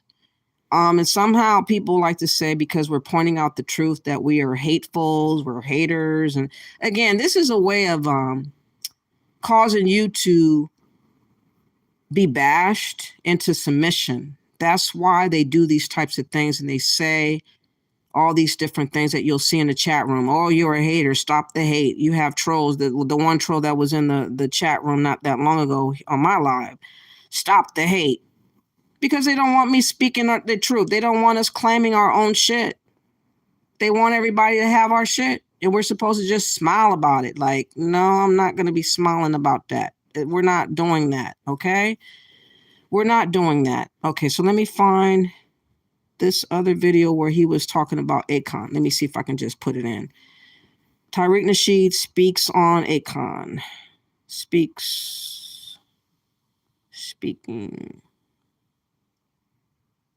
on Akon. And you have other people that are not even us that's speaking against reparations like that. is it Faison Love? Recently. He is a Cuban descent guy. All right. And he's saying that Black Americans don't deserve reparations. You know, he's from Cuba. He's not supposed to be eligible for reparations here in America. That's why I don't believe we can have unity with all these different types of groups of people, because they don't have respect for us. How can you unify with people that's being disrespectful to you, who looks at you like you're nothing and nobody? Okay? That's why I feel we should worry about our own shit and clean up our own house and get our house in order before we go looking to anyone about anything. That's just my opinion. And until we do that and respect ourselves, no one's going to give us respect. That's why they're running all over the place lying. Okay? Fair use of video, by the way. Yeah. We a little different when it comes to America. Oh yeah, them niggas gonna be wobbling, pants hanging half down, bored as hell, half asleep because they high as hell. Where was his conversation about the Jamaicans and their dance hall trash dancing that they do? Why is he reserving all his vitriol to us? Again, everybody wants to take us down and make us to nothing. Everybody. Yeah. We a little different when it comes to America. Oh yeah, them niggas gonna be wobbling, pants hanging half down, bored as hell, half asleep because they high as hell. But Africa, we wake up in the morning like, look at these YouTube clips of all these kids from Uganda and how they be, like these performers, like that. So for us, it comes natural, you know. Oh, it comes natural, Akon? Really, Akon? Akon, it was foundational Black Americans who put you on, brother. So Akon, this is what comes natural, Akon, right here. This, don't forget now, hold on. This what comes natural, Akon? This what we doing? Is this that energy you talking about, Akon? This that energy you speak of? This is what we talking about, Akon. Okay, all right, okay. All right, Akon. That energy you talking about, brother? Really, Akon?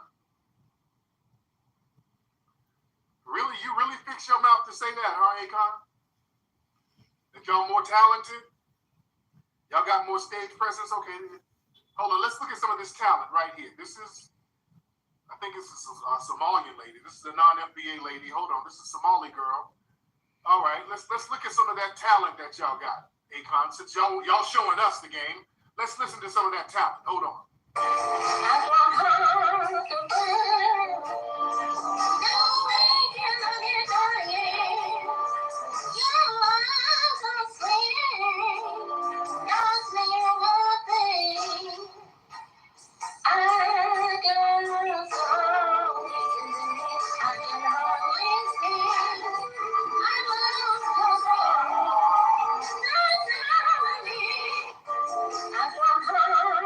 So that's that talent right there.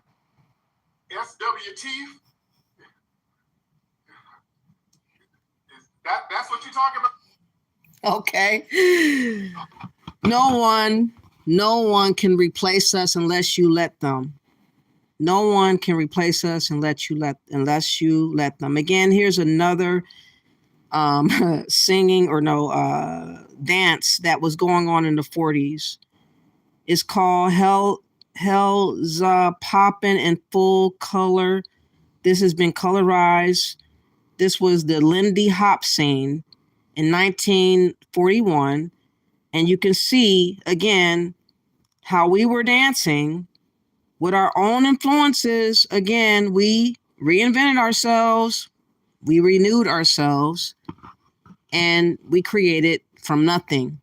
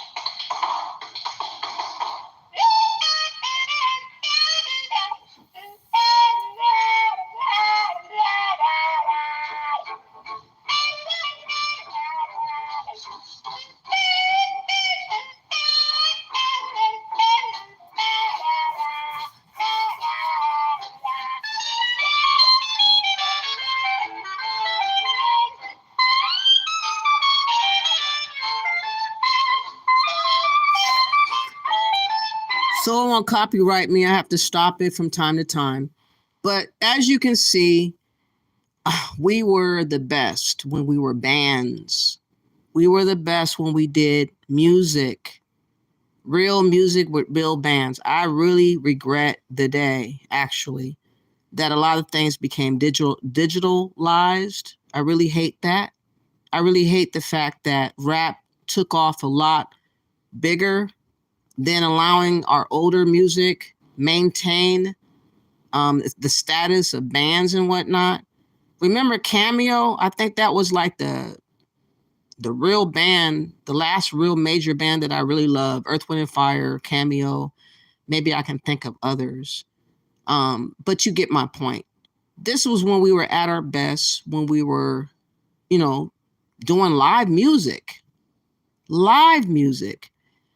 They dumbed us down when we accepted rap. Yes, rap came from us too, but when we focused solely on rap and not expanded other genres to be where it should be right now, that's when we lost our mark. Okay? That's my opinion.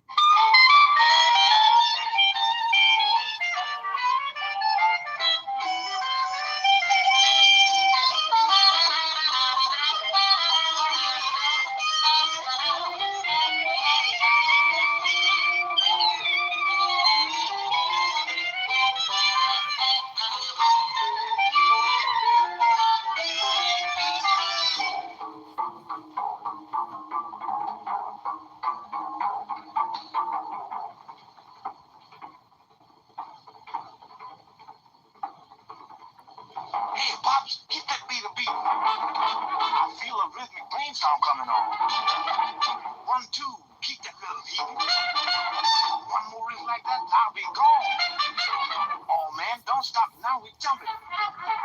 Give everything to Lord now. This thing might No, I haven't heard of the music Exotica. I'm about to look it up right now. But let's check this off some more, y'all. Let's go. turn into something. I ain't mistaken, here comes something now.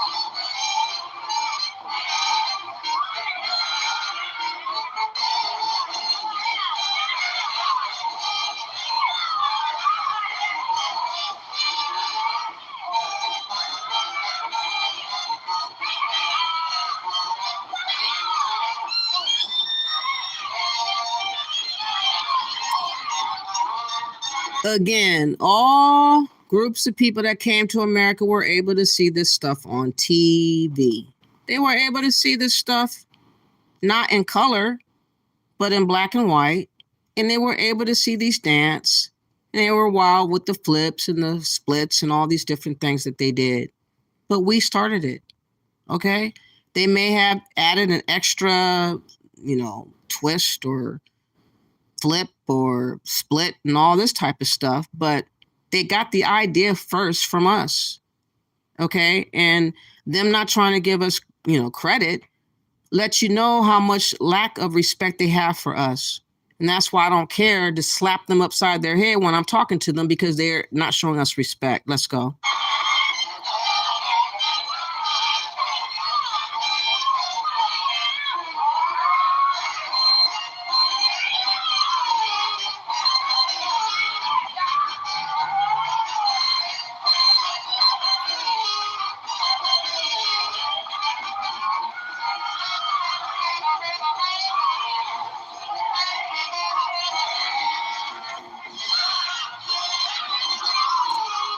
This dance came from us. Them mimicking us doesn't mean that they created it. It just means that they watched us, learned it, and tried to do extra moves. And now they're trying to say it's their shit. Simple as that.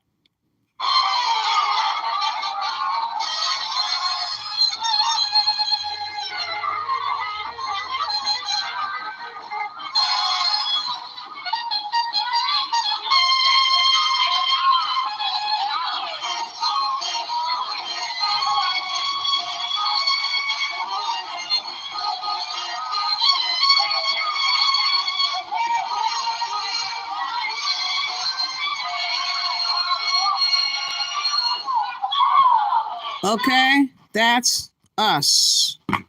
From nothing, we created something. That's us. We are the creators of everything that people are now doing.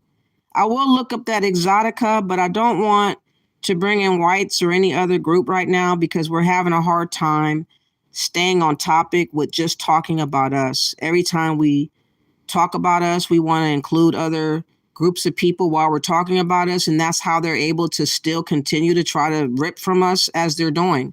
So another live, I'll bring them up, Exotica Music or whatever like that. I'll look it up. But I don't want to give them any credence right now because I want to stay clear on, you know, the topic at hand, which is Black Americans built the house called music, built the house called dance pertaining to America. I'm not talking about other countries. Yes, people were dancing in other countries. They were doing other forms of dance. We see that. People were dancing in Africa. They had their drums. They were dancing around the dirt. They were doing all that. Okay, Kimmy Cloths or whatever you call that, Kente cloths and all that kind of stuff, their drums and all that. Okay, whatever language they spoke in, I guess they were singing their songs, I guess. And other groups of people around the world had their own music, and they had their own tongue, and they had their own vibration, they had their own soul, they had their own spirit, they had their own essence. But people want to say that America is everybody. But everybody wasn't here at the beginning of America. We were. Okay. And so the creators of music and everything that followed came from us. People enhanced it later and sometimes even made it better. I mean, I used to love Busta Rhymes. I used to love some of his rap songs. I thought he was very good as a rapper. He used to rap very fast. And I liked, you know, how he had different colors of costumes on and this and that and the other. But he wasn't first. He wasn't first. You said he was a black passing as a white, called the greatest imposter ever on TV. Oh, I thought you said he was a white guy. He wore a turban and people thought he was from India. Huh. He had a TV show maybe first as a black man, but he was passing as white. Very interesting. Wow. Let me see if I could just look that up. So you're saying he was a black guy. I thought you said he was white trying to pass as black. Let me see. K.O. No, I haven't heard this person whatsoever. There's a whole lot of studying I'm going to have to start doing. And like I told the guest on Black Skin is Amazing, I didn't know we had to protect our culture. We didn't know, rather. We didn't know there was going to be a time that people would try to take our shit and claim it. So, you know, we're late to understanding how ruthless people are, you know. And we see right now that people are just out here just doing the most. Yes, I see. I'm going to play this small clip. It's Corla Pant D. I've never heard of him before. This is going to be my first time hearing him. So I'm going to play it where you can hear or get my response right now. So let me see. Thank you for sharing. Anything that you want me to research, I will do so. Give me time. For wisdom is better than rubies, and all things to be desired are not to be compared unto it. We bring you musical gems from near and far, blended into a pattern of glorious harmony. A based on the universal language of music, it is our pleasure to present to you Korla Pandit.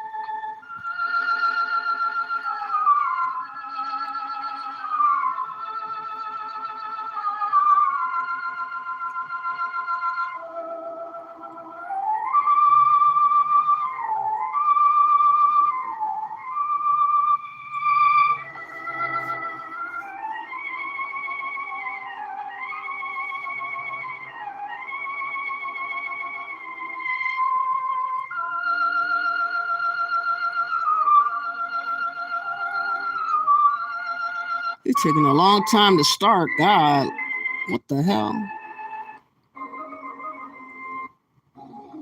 Oh, no, I don't like that. I could have waited for that. I thought he was going to be singing or something. Oh, no. Oh, no, I never heard of that before. I'm kind of glad I haven't because that shit was whack. Oh, boy. No, he didn't. All right, let me find something new. Let me see.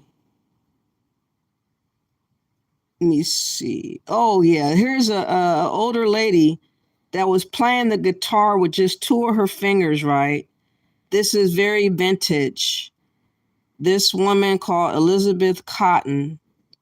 She is an old hymn like singer, and she played guitar. You know, I'll play that real quick. I'm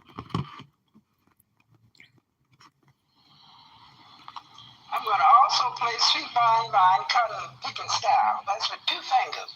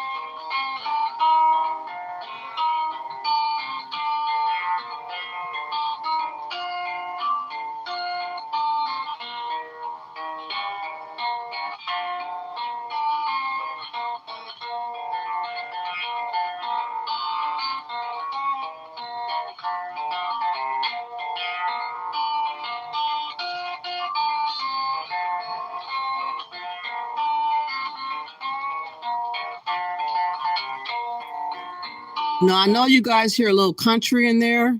You hear a little blues in there. You hear folk in there. You hear spiritual there, just with her picking this guitar.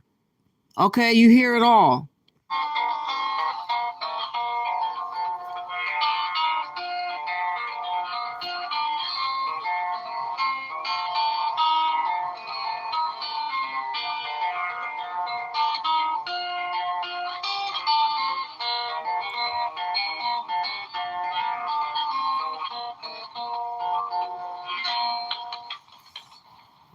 I thought she was about to sing. Okay, guess not. But you get the idea. Now, here's another old clipping.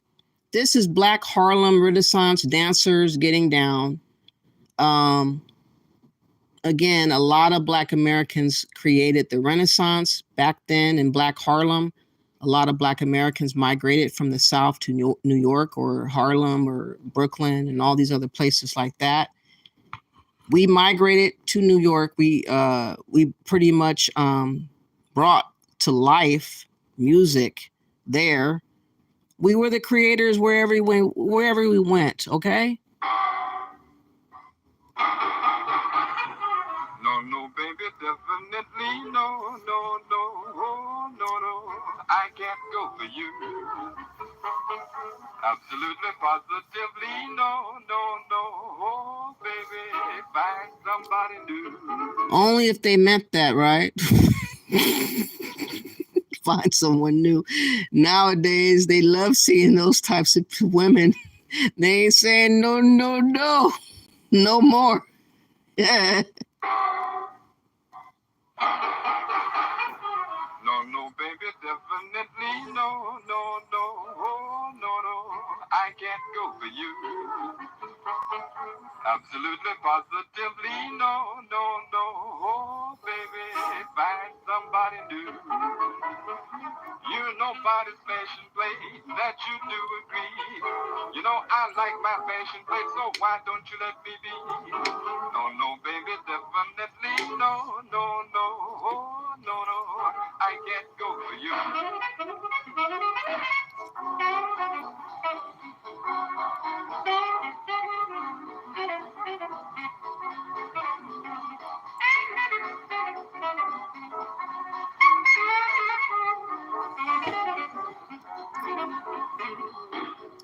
I got to stop it every now and again to make sure they're not going to copyright it.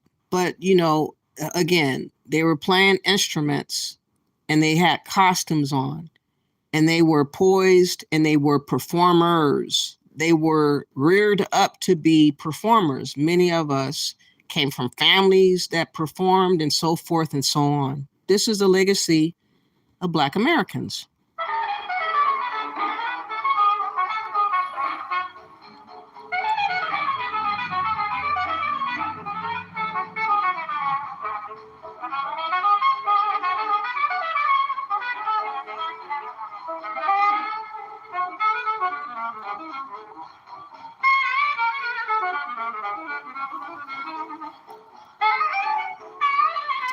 Again, you hear jazz, you hear blues, you hear gospel in that, okay? It came from us. We got to stop letting people punk us and trying to box us into a time that's convenient for them. Trying to tell us to start at 70s for their argument, and we allow that to happen when we have archives of music and dance prior to that, showcasing the progression of how we developed the music is stupid. And we just got to stop letting them do this. Now, this was an older song, an artist by the name of Curly Weaver. This was done back in 1934. It's called Some Cold Rainy Day. Okay, so let's listen to this again, a Black American with their own style. They were playing instruments, they were singing, they were talking, they were rapping, all these different things they were doing well before anyone else seen the light of day in America. Okay?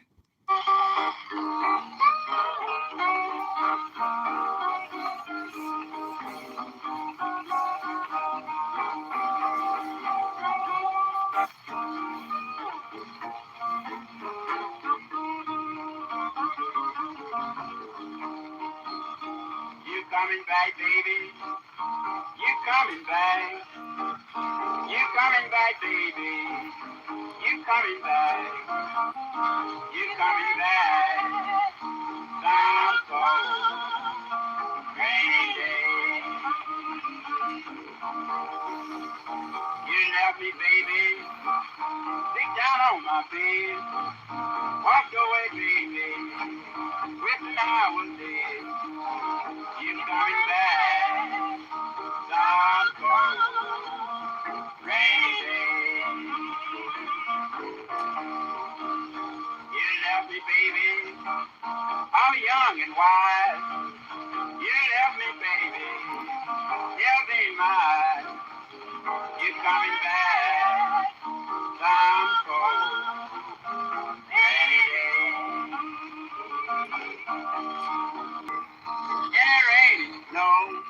I guess the live went down for a sec. Okay, let me stop it for a minute. Maybe it's what I'm playing. Again, you heard the music. Let me play another 10 seconds. You want me, baby. Have no place to go. Again, you hear blues, you hear gospel, you hear blues primarily. I would say blues most of all in that, okay? Here is another older performance. And this first time moonwalk actually happened in 1955. Michael Jackson didn't invent the moonwalk, but he made it popular. Okay. He must have watched this and brought it out when he did, and people didn't remember this artist right here, but it actually happened in 1955 with the guy by the name of Bill Bailey. Okay, so let's look at the original Moonwalker. Okay, nonetheless, a Black American.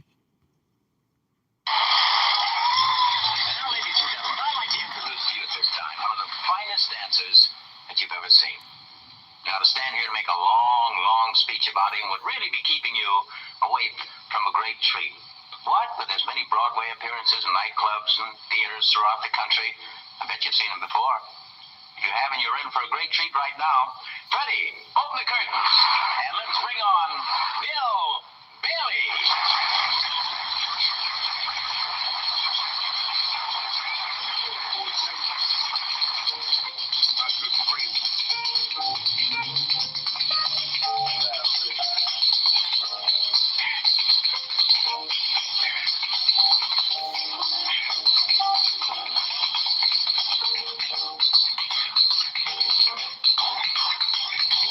Here's what Bojangles calls kicking down Main Street.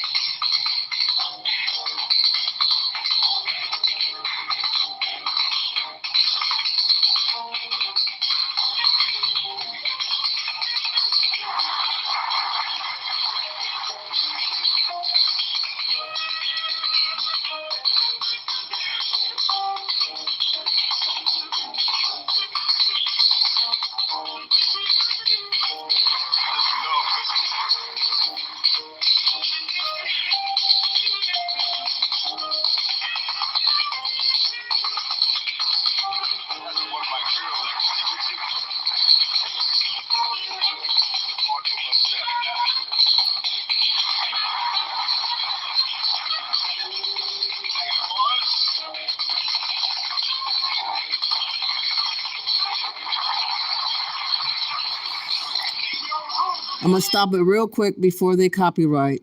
Just to stop it real quick. I hope he's about to do the Moonrock. It's about to end anyways. Let's go.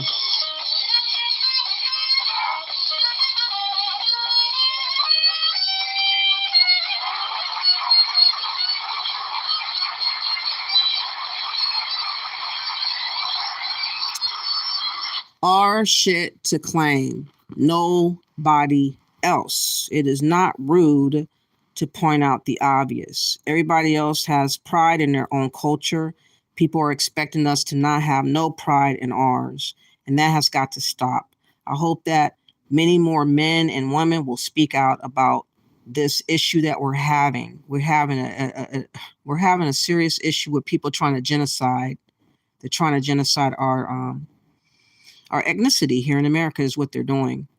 Okay, Pan-Africans are doing it. And other people that's claiming to be from another place that's saying, oh, you didn't do anything. We were there with you. Okay. But they didn't share in the struggle with us for the pain that we had to get through for us to recreate things so that we could feel better about our life. That's why we created all these different songs, because we were trying to escape the reality of racism and being embarrassed or being humiliated, being treated really foul. And we leaned on music and dance for us to have escapism from the realities of what we were living through. And so if you have people that came over here that didn't go through the struggle like we went through, and they're trying to take over the accolades of what our ancestors did for us, they're pretty much spitting in the face of our ancestors. And they're telling you, you know, forget about your ancestors. We're going to tell you what to think. And that's very disrespectful to be trying to talk to us now in this late 2022, talking to us like we're slaves, that we have to just listen to whatever anyone tells us and we're supposed to just say, okay, all right. Oh, by the way, I should name who this is. This right here, I like this woman right here. This is Sister Rosetta Tharpe. Didn't It Rain, Children? Man, she goes off with her guitaring.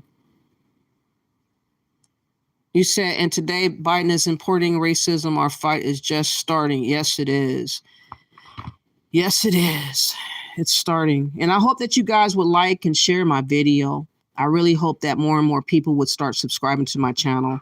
I'm going to start doing more videos like this and others that is needed for us to be able to protect our agency, our voice, and our history. And it's very important. So yeah, I'll be talking about Pan-Africans too, but I'm going to talk about our history as well. Okay. It's raining and the people are so trying to stay around. I pray it is. God makes me feel happy. Oh, yeah. Just to know we can study in the rain and sing. And the people are so sweet to stay here.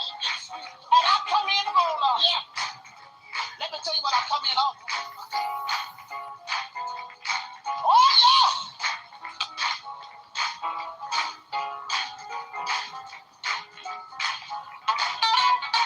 Let me see.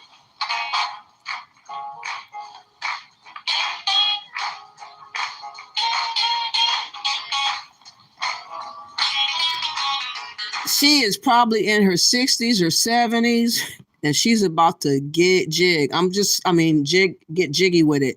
I'm just stopping it just in case they're going to try to copyright. Let's go.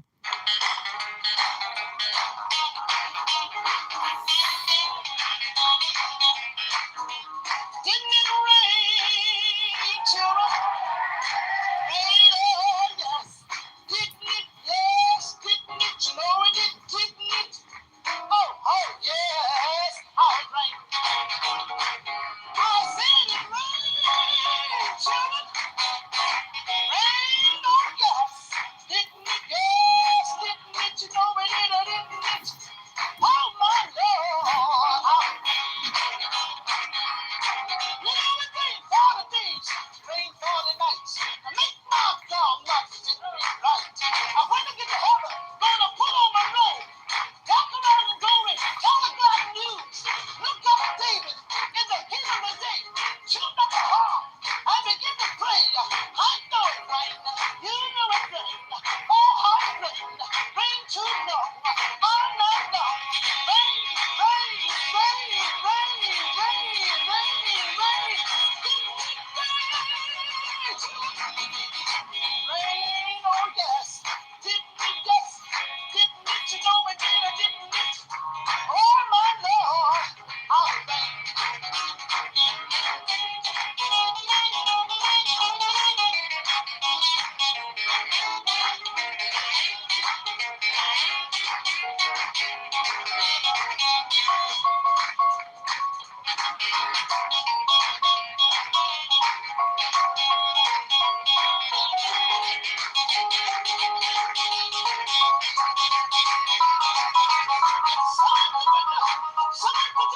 Some cry, Brother Noah, can you take on more? But no cry out. My friends. The angels got the key and you can't get in. I know it rained. You know it rained. Rain too long. All night long. Rain all day. Rain all night. Rain, rain, rain, rain, rain. Rain, rain, rain, rain, rain. Rain, children. Rain, oh yes. Didn't it, yes. Didn't it, you know it did, didn't it? Oh my Lord. Man, I enjoyed that song. She was getting her jig on, y'all. My goodness. We have got to start talking about this history, y'all. Woo, she was good. She was good. She was real good. You guys got to admit that. Now I'm going to go to the Jubilaires. I know that I played a little bit of the Jubilaires Noah on Black Skin is Amazing. I think I have a proper rendition of it without people adding bass and all this other extra stuff that they added. Because I want the music to be what it was like when they first made it. But you'll hear that the influence of rap came from the Jubilaires.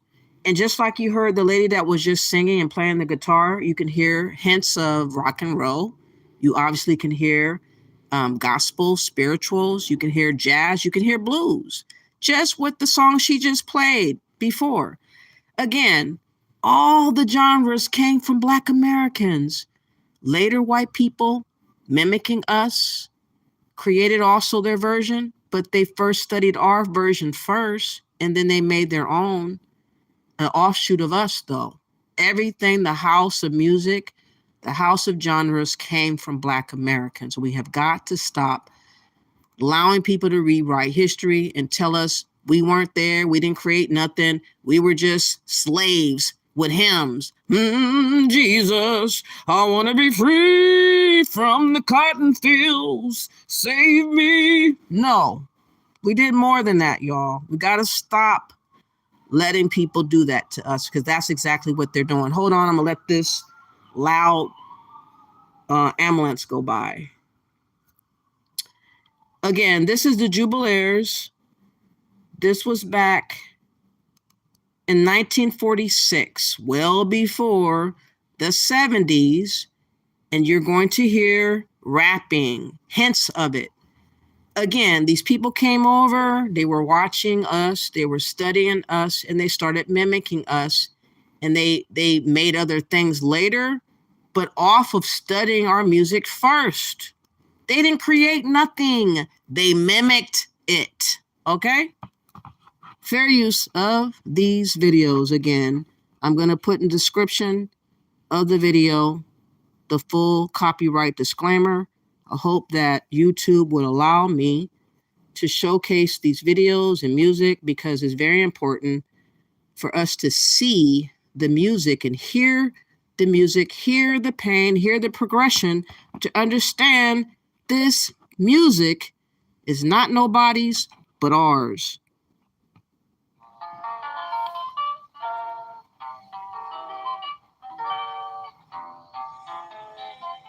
Well, it's over and over. Oh, no. Oh, no. Let's go right on the way in time. Well, it's over and over. Oh, no. Oh, no. Let's go right on the way. And I know my God's talking right on the way. Say we're right for the wind and time. Hey, children, stop stealing and listen to me. God walked down to the Baptist sea. He declared that the eve of the Son of Man has been inside. Do you guys see he has a gold tooth in his mouth? Look at it again. Hey, children, stop stealing and listen to me. God walked down to the Baptist sea. He declared that the eve of the Son of Man has been inside to restore the land. He spoke to Noah. Noah stopped. He said, Noah, I want you to build me an ark. I want you to build it 3 cubits long. I want you to build it big and strong. I want it 50 high and 50 wide, so it will stand in the wind and tide. It's over and over. Oh, no. Oh, no. I got to go right on the wind and tide. Well, it's over and over. Oh, no. Oh, no. I got to go right on the wind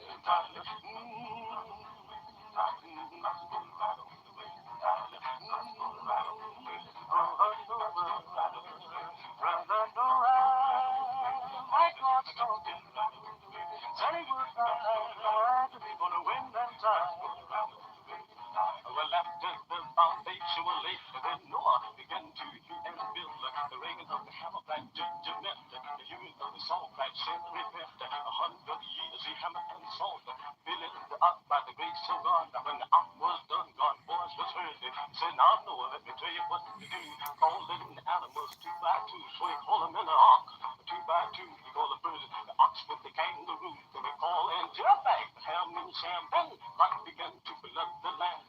He raised his hands to heaven on high, shook the stars and moon from the sky, shook the mountain, he troubled the sea. Yes, they went to his chariot wheel. He stepped on land, stood on the shore, and they clapped that time. There wouldn't be no more earth. Oh, no. Oh, no. Oh, no. I got to go right on the waiting time. That's the beginning of rap right there, okay? We did that. Let me see what you guys are saying in the chat room to give it time for us to not get copywritten. I hope, again, that I will be allowed to showcase videos of history as proof. a lot of times, a lot of us want to go off of recollection of what you experienced in your life, not off of the recollection of the history of what we went through, though. And a lot of these people, I don't know. Yes, Rosetta played the guitar. She did a wonderful job. I enjoyed her playing that guitar. I mean, I'm gonna place right now. I'm gonna play somebody that really influenced me, that shocked me. Let me see if you guys know who this person is.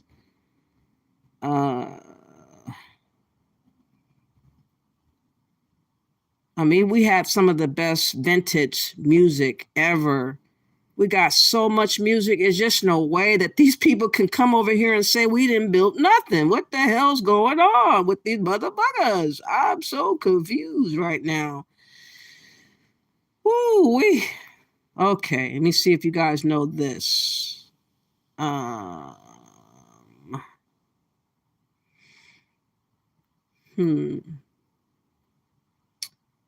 She influenced me, though. When I first heard her voice, and a few others I'm gonna play that's vintage that influenced me too. This is the kind of music I knew about, but it started, I think she was like more or less in the what does it say? I don't know. Maybe you guys can tell me when this song was, or I'll look it up. Maybe I would guess she was like the 50s if I had to guess. 50s or 40s for this song right here. See if you guys ever heard of this person.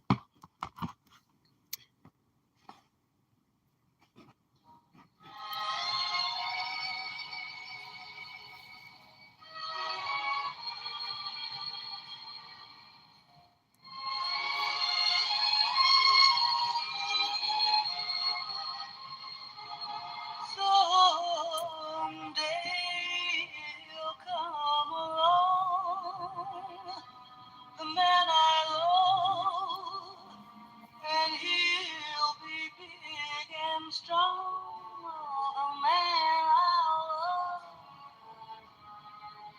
And when he comes my way, I do my best to make him stay.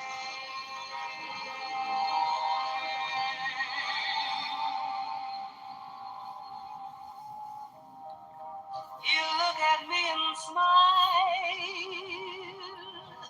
I'll understand in a little while. He'll take my hand, and though it seems absurd, I know we both won't say a word.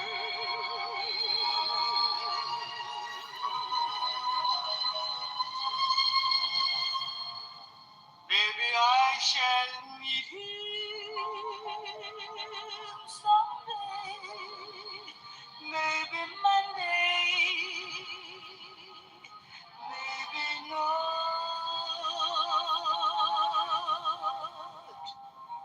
Still, I'm sure to meet him one day. Maybe Tuesday will be my good news day. You build a little home just meant for two, from which I'll never roam. Would you? And so I was going to see if you guys could guess. This is Sarah Vaughan. Yes, influenced with jazz and blues for sure. But very sultry voice. I hear Anita Baker influence there. I hear great classic singers there. Influenced by this type of singer like this.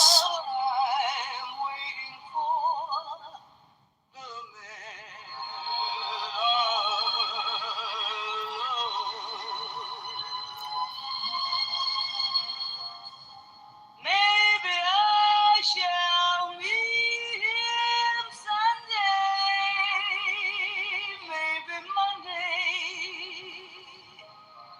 maybe not.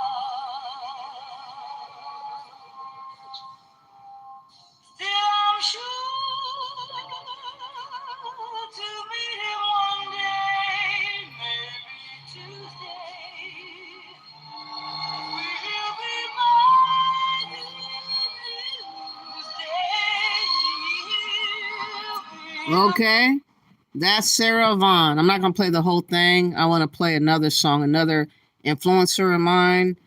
But Sarah Vaughan has so much music, so much, and she influenced so many people, just like Ella Fitzgerald did. Have you guys ever heard of an Ella Fitzgerald before? Another great influence. Let me see if I can find a song of hers. Again, they primarily was into the jazz and blues, but that again came from the spirituals and gospel, folk, country. We did it all, y'all. We did it all.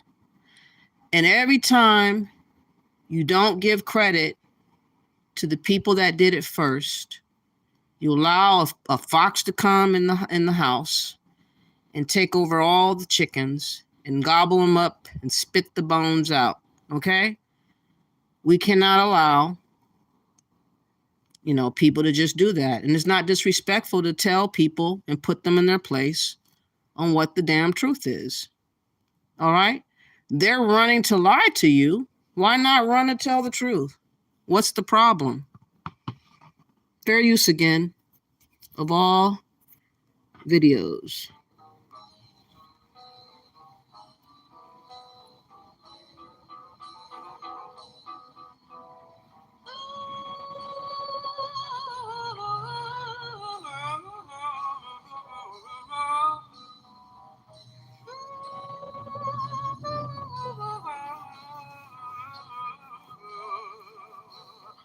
Now you say you're lonely.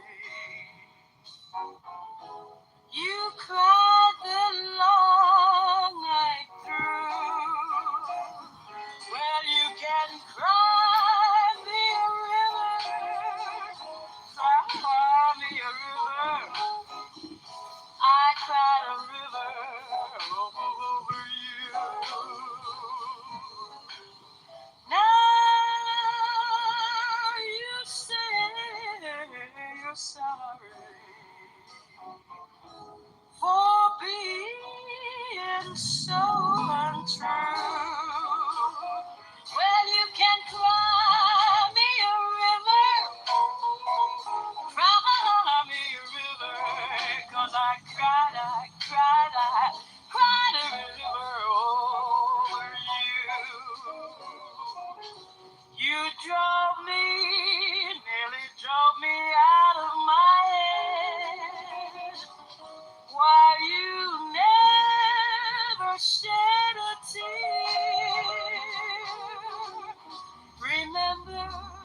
I remember all that you said. Told me love was too plebeian. Told me you were through with me, and now you say you love me. Well, just to prove you do, come on and cry me a river. Cry me a river, 'cause I cried a river over you. Now, who was singing like that, y'all? What other group of people were sounding like that, y'all? Nobody. But Black Americans. Nearly drove me out of my head. Why you never shed a tear?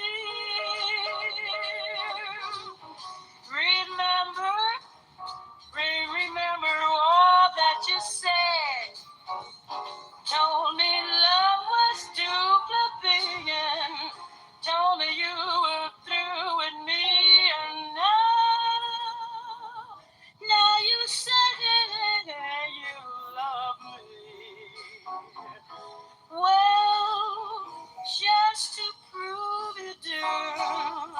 You see how smooth she is, but you can tell she has influence from gospel spirituals. You can hear it in her tone. She sounds a little bit like Mahalia Jackson. I'm going to play Mahalia Jackson after her. Listen. Come on and cry, cry, cry me a river, cry me a river, 'cause I cried a river over you. If my pillow could talk, imagine what it would have said. Could be a river of tears I cried in bed. So you can cry me a river. Take your hand and cry that river.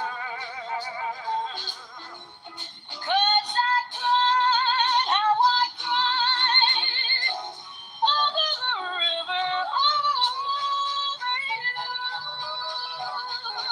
How I cried a river over you. All right. You hear the spirituals, you hear the blues, you hear the jazz. That is Black American creation. No one else can take our place unless you give it up.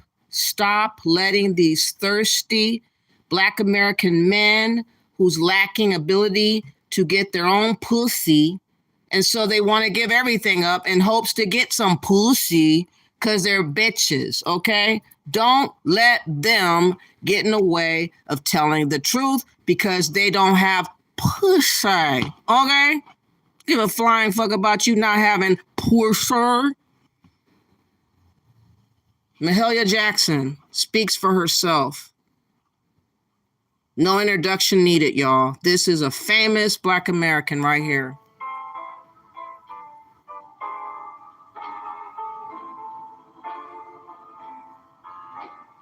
Oh, don't move the mountain. Give me strength to climb. No, don't move my mountain.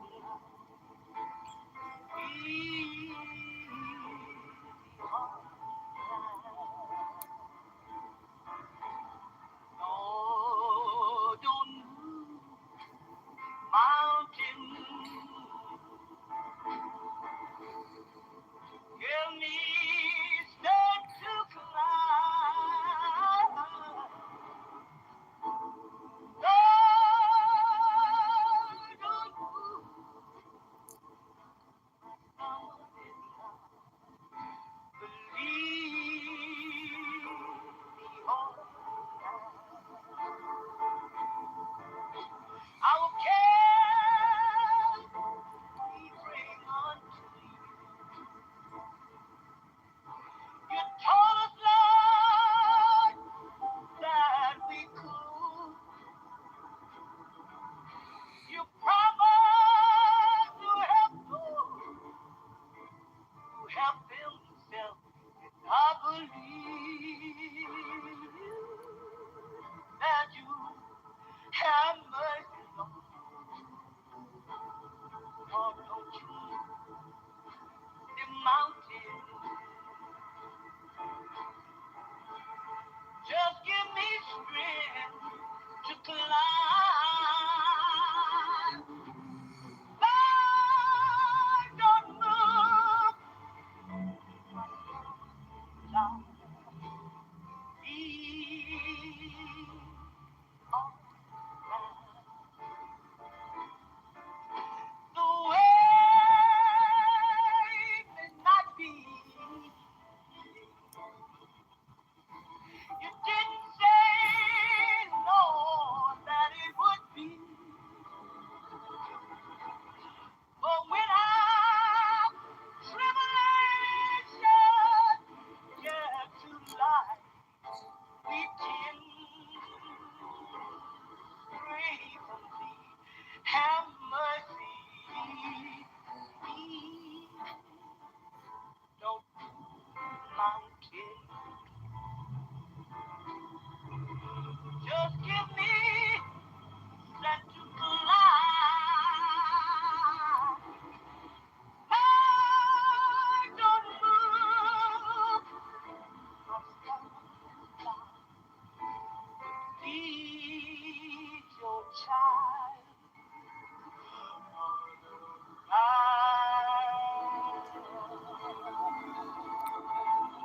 Barely anyone could hold a candle to a dang on Mahalia Jackson. My God. Gave me chills hearing that. Gave me chills hearing that. You have different people, though. Like, here's another rendition of the song, Lord Don't Move the Mountain. Again, just because someone else performed the song, they made it add a little bit more twang to it, whatever.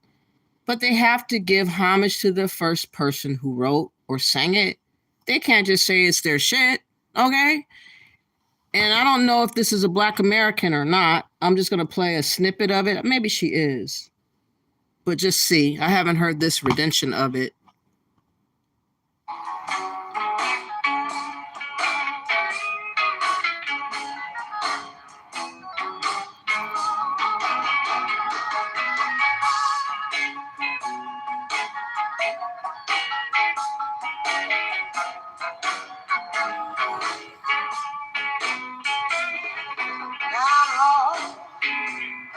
Don't move my mountain, but give me the strength to climb. And Lord, don't take away my stumbling blocks, but lead me on. Very good singer. Have never heard that. I'll be checking this out later. But again, the originator or creator of that song is still the person who created that song. This person can make it sound unique. They can even ad-lib with more music or other background singers, whatever. But you can't steal from the creator of who originally made the damn song. We cannot allow people to just say, oh, well, we made it better. Well, because you had the help of the original song to even think to make it better. You had to listen to it, and hear other things later on to add. You didn't create shit. You added on. Now, let me see if you guys know who this person is. I think I heard this song a long time ago, and then I forgot about it. It's an old song. It's a blues song. She was a very good singer back in that time. Let me see. Okay.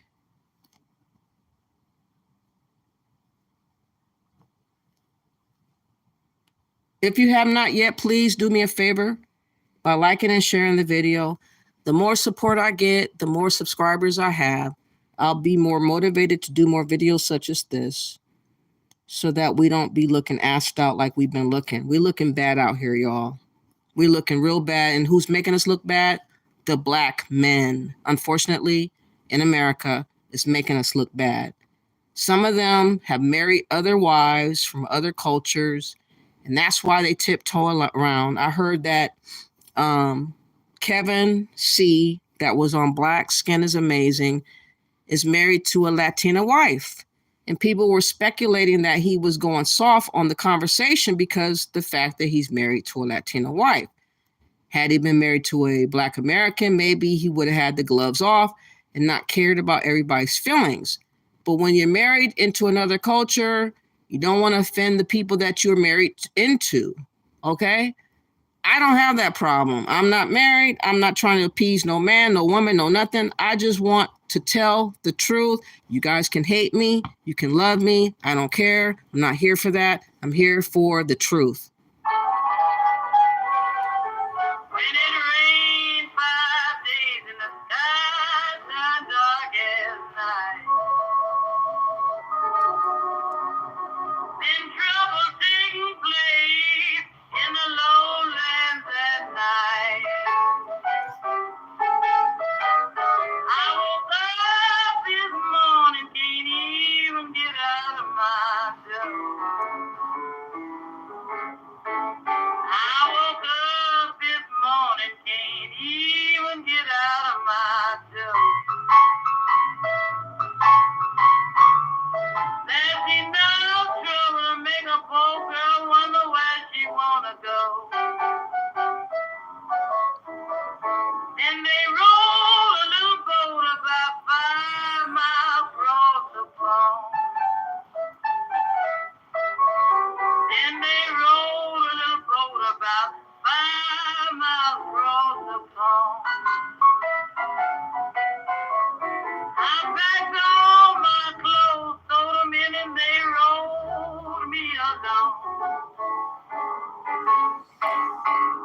Yes, this is Bessie Smith, by the way. And I'm just stopping it real quick. So in case I'm getting copywritten or whatever like that, I want you guys to really breathe in the essence of Black Americans' creation and progression. Obviously, this is more of bluesy, jazz. Again, everything came from spirituals, hymns, spirituals that we did, old Negro songs that we did. All this stuff collectively comes together in progression.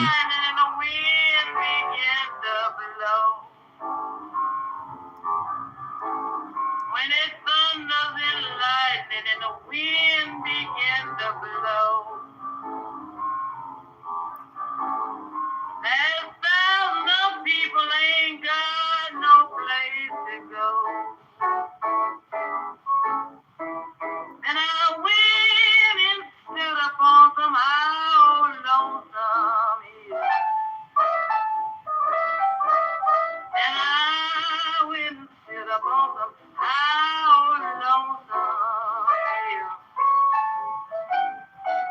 Then looked down on the house where I used to live. Backwater blues done caused me to pack my things and go. Backwater blues done caused me to pack my things and go. Oh, my house fell down and I can't live there no more.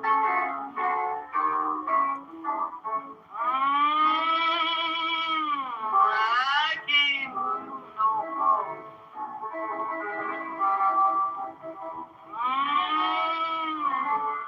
I can't move no more.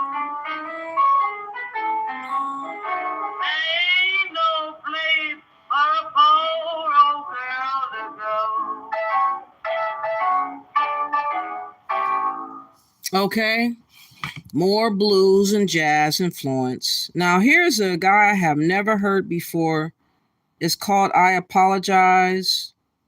It just says that he was a Black singer.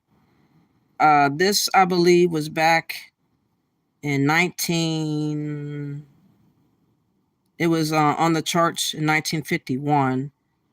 So you guys can see the influences from that time to 1951 to see the progression, again, of the music and influence of Black Americans. If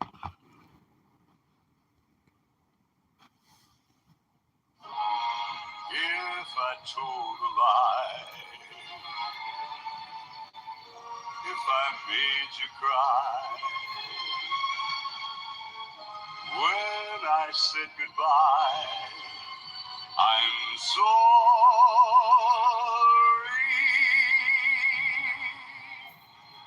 From the bottom of my heart, dear, I abhor. Doesn't he sound like Nat King Cole, I think? He sounds like that, but he was back in 1951 before Nat King Cole, but sounds similar, don't it?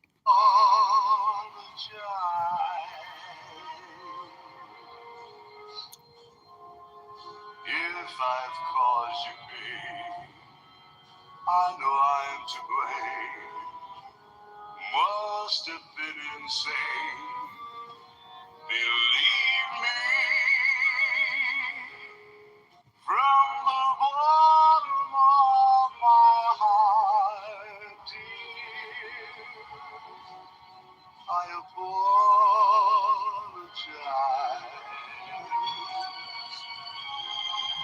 I realize I've been unfair to you. Please let me make amends. Don't say that you forgot the love we knew. After all, we were more than friends. Again, you hear spirituals, you hear jazz, blues, all that progression of pain. All these people listen to old spirituals, they listen to folk music, they listen to country, they listen to all these genres prior to them creating this music. They cannot talk about their music in the 50s without talking about the music of the 40s, the 30s, the 20s, and before. You cannot skip over 40, 50 years and talk about where you are. You can't do that. You're starting the goalpost elsewhere at a different point. That's what Latinos are doing, and that's what Jamaicans are doing. And unfortunately, even Africans are trying to steal our artistry, claiming now, oh, there's African music. These artists weren't thinking about Africa. None of them. Do you hear a tinge of Africa coming from his vibration? No, this is Black American. Give me back your glass. Give me back romance. Give me one more chance. Forgive me from the bottom of my heart, dear. I apologize.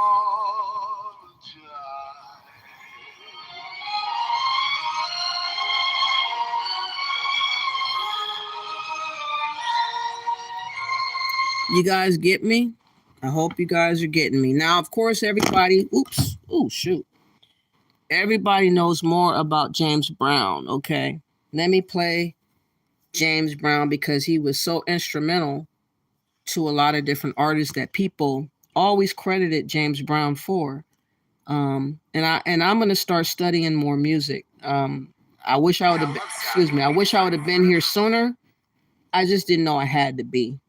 And now that I see that we have to be, I'm going to do some more research and bring more and more music so that you guys can enjoy our history and not feel dumbed down by not having the information that you need to support our claim for what we are stating is we are the builders of the house of music, culture, dance of America. We're not talking about no other country but America. And that's all we need to talk about, okay? Because we are American.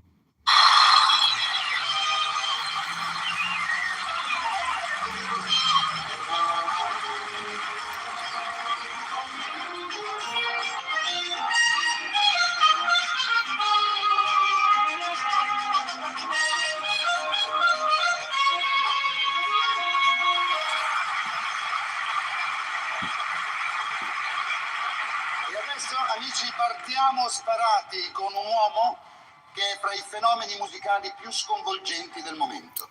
È l'uomo che Let's skip to James Brown already. I don't need to hear that crap. Okay? James Brown.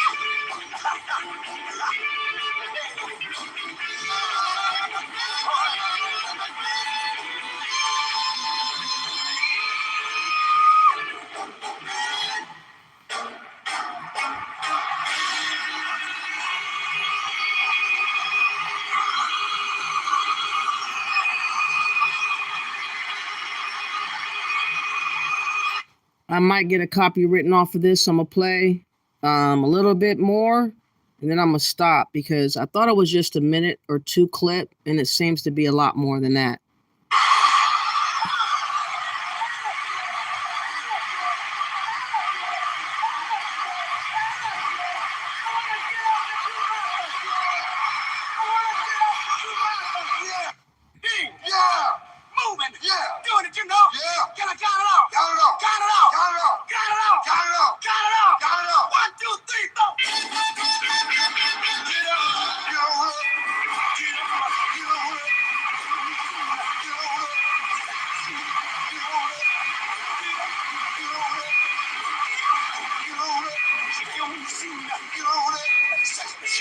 Get on up. Get up. Get on up. Get up. Get on up. Stay on the scene. Get on up. Set the machine. Get on up. Stay on the scene.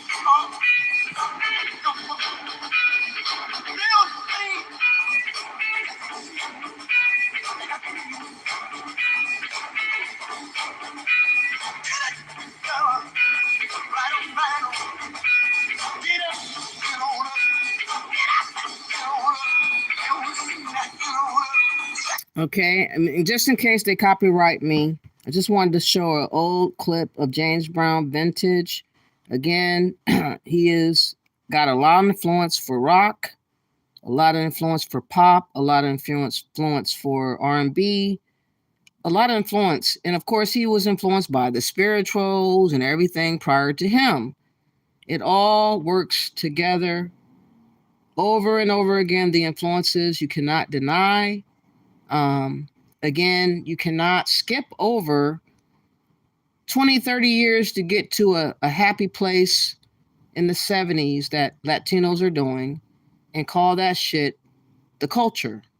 That is a lie from the depths of hell, and I'm not having none of it. So let me find another older song that you guys can hear the progression as it goes, because it gets really good and interesting.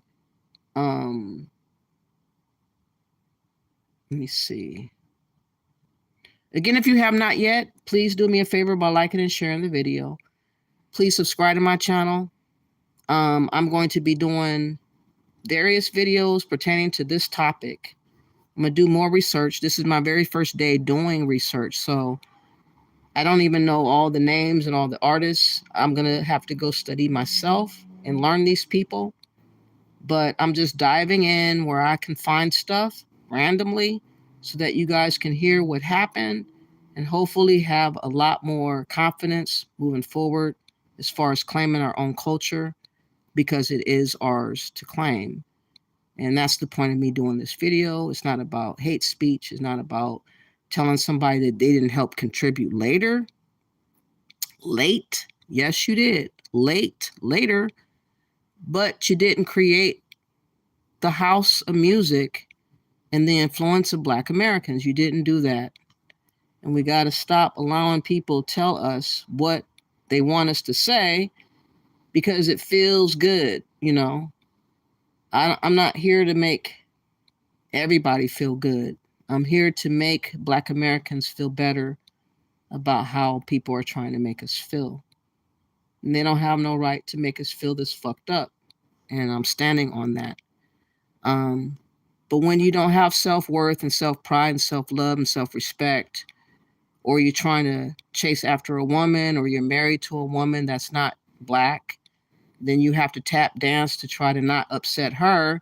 But at the same time as you're not trying to upset your wife, or you're trying to get a girlfriend or a wife that's another culture, you're letting your own culture down by selling them out so that you can be accepted into their culture. So you downplay your own culture.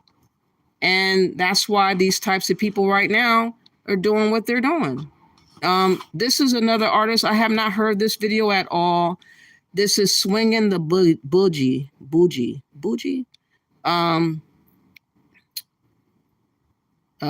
This might be copywritten though, because this says Universal Music Group. Oh, I can't even play it. You know what? I'm going to cover it up. This is 1945. I'm going to cover it up. Hopefully won't get a strike. I might stop it midway. But I haven't heard this song before, so I think it's important to play. 1945. Let's see what this sounds like. Okay?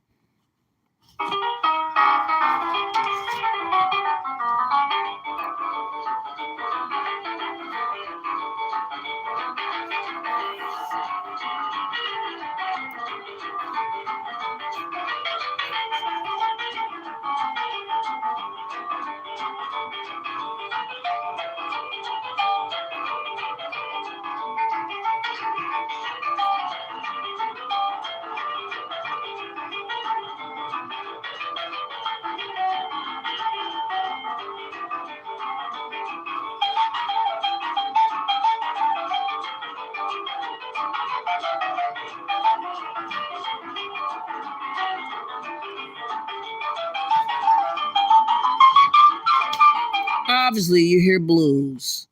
Obviously, you hear blues and jazz. Obviously, the progression you're hearing more and more and more. Obviously, this is Black Americans' influence and culture, period.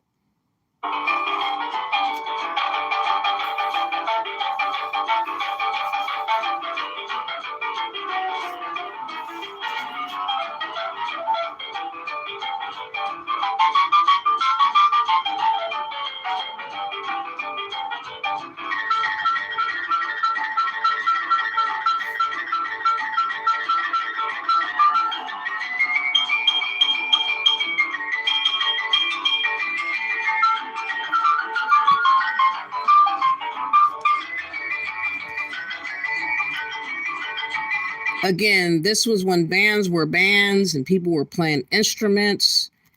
You know, I thought this was a song, but you hear the instrument influence, okay? And this was again 1945. 1945, a musical. They haven't sang a note yet, so I'm assuming it's just a full-fledged instrumental. This is another song back in 1965. It's a blues song by Big Mama Thornton, Hound Dog, and Down Home Shakedown. Again, everything that is worth mentioning began with Black Americans. Again, other contributors, they contributed late, but they're not the creators of the original music and song, vibration, and the origins of the feelings of why we use music the way we did since the beginning in the 1800s. Nobody was there to understand what pain we were going through.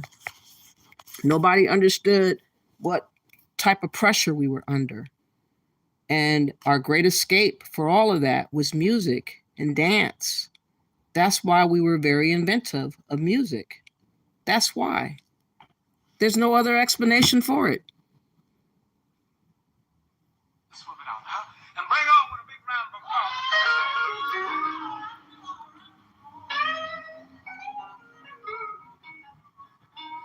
Yeah, I feel real good. I just want to let everybody know all about it. You ain't nothing but a house. Friends, stupid round the door. You ain't nothing but a house, dog. Friends, stupid round the door. You can wag your tail, but I ain't gonna be like you don't. Tell me why, but I see through that. Hey, tell me why, but I see through that. And Daddy, I know you ain't no real good man. You ain't nothing but a hot dog. There's something wrong with you. You ain't nothing but a hot dog. There's something wrong with you. You can wag your tail, but I ain't gonna be like you know. Oh,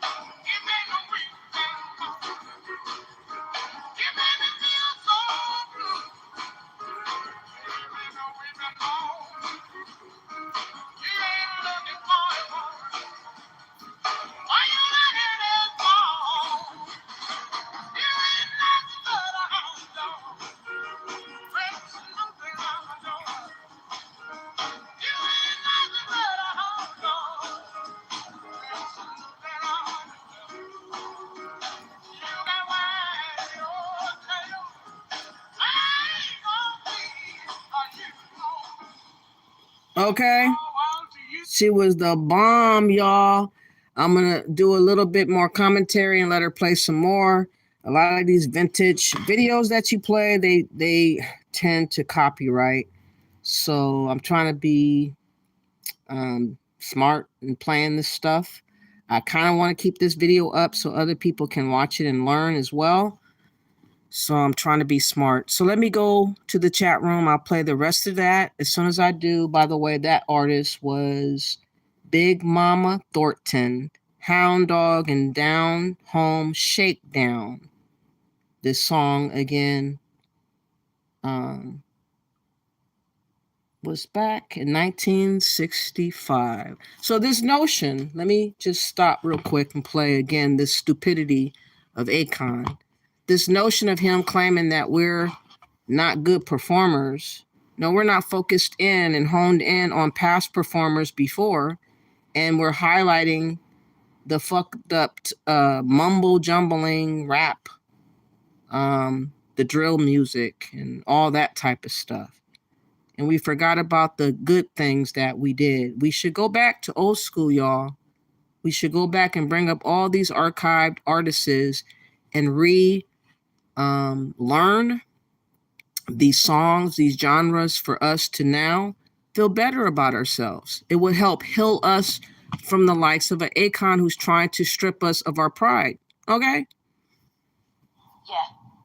We a little different when it comes to in America, oh yeah, them niggas gonna be wobbling, pants hanging half down, bored as hell, half asleep because they high as hell. Right, yeah. But Africa, we wake up in the morning like, look at these YouTube clips of all these kids from Uganda. And how they be, you know what I'm saying? Like, these kids are performers. Like, so for us, it comes natural, you know, like to watch the kids from.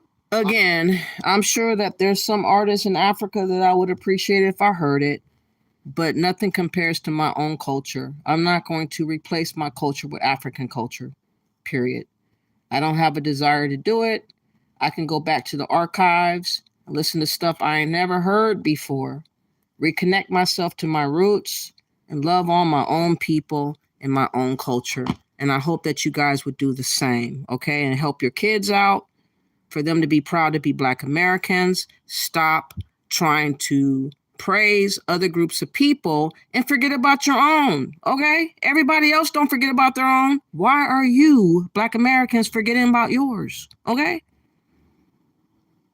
You too. I'm Chicago. Shaky Harden. J.B. Lander. Doc Ross. And John Lee Hooker. We all got a little thing, we call it the Down Home Shakedown.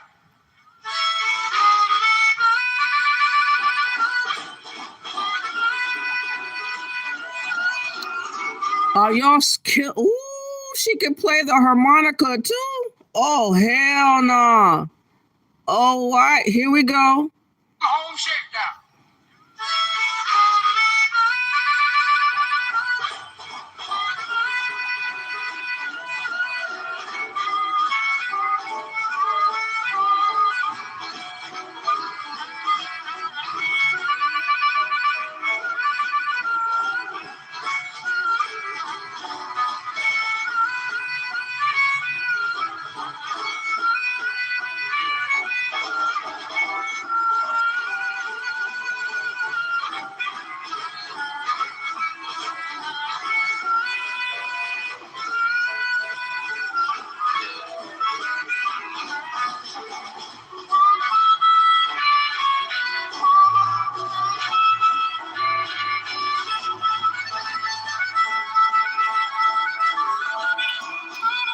Love you too, Afro Goddess Sis. I appreciate you staying up with me. I'll probably be on just another half an hour because I'm getting sleepy myself. But I want to play maybe a few more songs and one more dance. I'm going to play a Barry White song because someone mentioned it so that you can hear the progression of how the influences that I've played so far influenced Barry White. If anybody else has a favorite, an old time favorite, I will play that as well within this next half an hour. You know, so that you guys can understand the progression of the songs that we did. and the artists that we need to be uplifting is our own. We need to uplift Black Americans' culture, y'all, and we need to go back to the history. We need to go back to the archives. We got to forget about this fucked up rap that's staining our name and bring up this stuff from the past is what we need to do.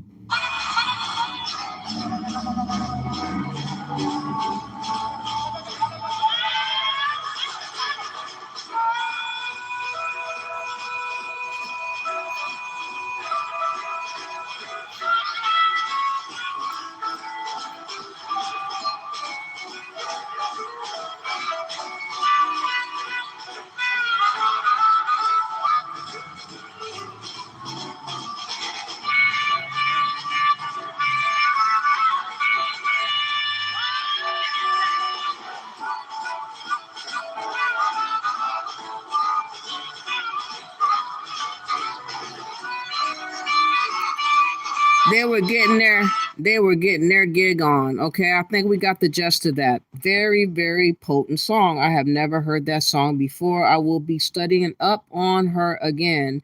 Again, her name is Big Mama Thornton. Big Mama Thornton. I'm gonna play. Okay, I'm gonna do Delphonics, but let me play Barry White first. One of my favorite songs by Barry White. Oh man, he was so deep. Is my first, my last, my everything. Oh, I love this song. You couldn't tell me nothing about Barry White with this song. Let's go. We got it together, didn't we? We've definitely got our thing together, don't we, baby? Isn't that nice? I mean, really, when you really sit and think about it, isn't it really, really nice?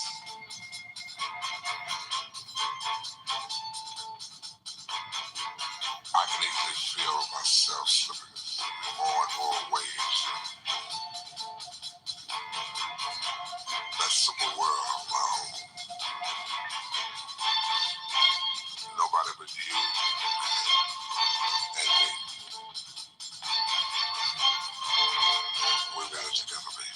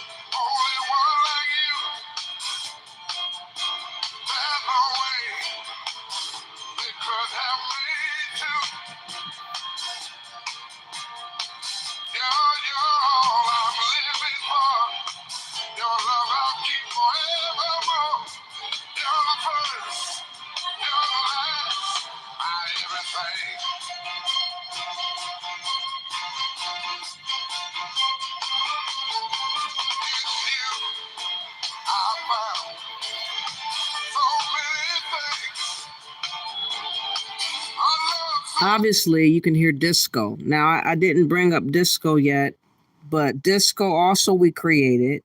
You also can hear the orchestration of his band and whatnot. You can hear a tinge of like gospel, jazz, blues, but more or less disco. Okay. But again, we created all the genre house of music, dance, and everything pertaining to America. This song right here, you can hear the influences of it.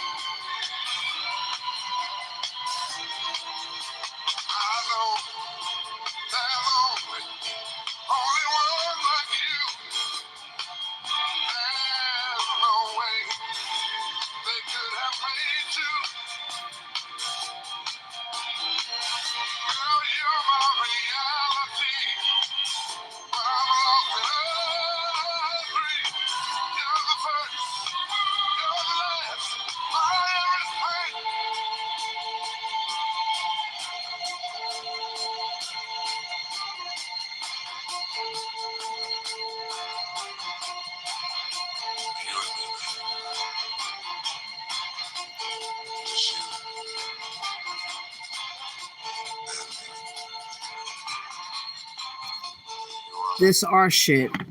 Don't you guys stop trying to steal our shit, motherfuckers, okay? Here's the Delphonics. Did Not Blow Your Mind this time. One of my favorite songs by them.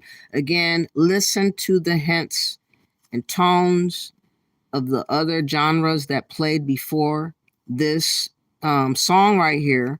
Because, again, when they wrote this song, they referred and referenced to past music previous to them that they learned and they understood, you know, the different genres of music previous to them, okay? But this is one of my favorite songs by the Delphonics. Let's go.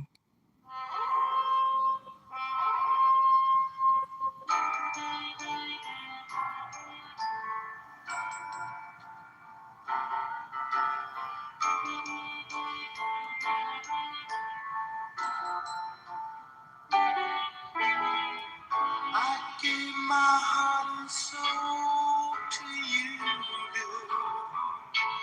Did I do it, baby? Did I do it, baby? Gave you a love you never knew. Did I do it, baby? Did I do it, baby? I tried so many times, that's no lie. It seems to make you mad each time I cry. Did not blow your mind this time. Did not. Did not blow your mind this time. Did not. Listen, I thought that heart of yours was true, girl. Now did I think it, baby? Did I think it, baby? But this time I'm really leaving you, girl. Oh, hope you know it, baby. Hope you know it, baby. 10 times more, yes, I walk out the door. Get this thing through your head, there'll be no more. Did not blow your mind this time. Did not. Did not blow your mind this time. Did not.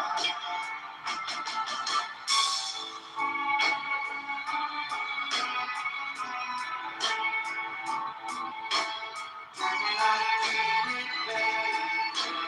Did I do it, baby?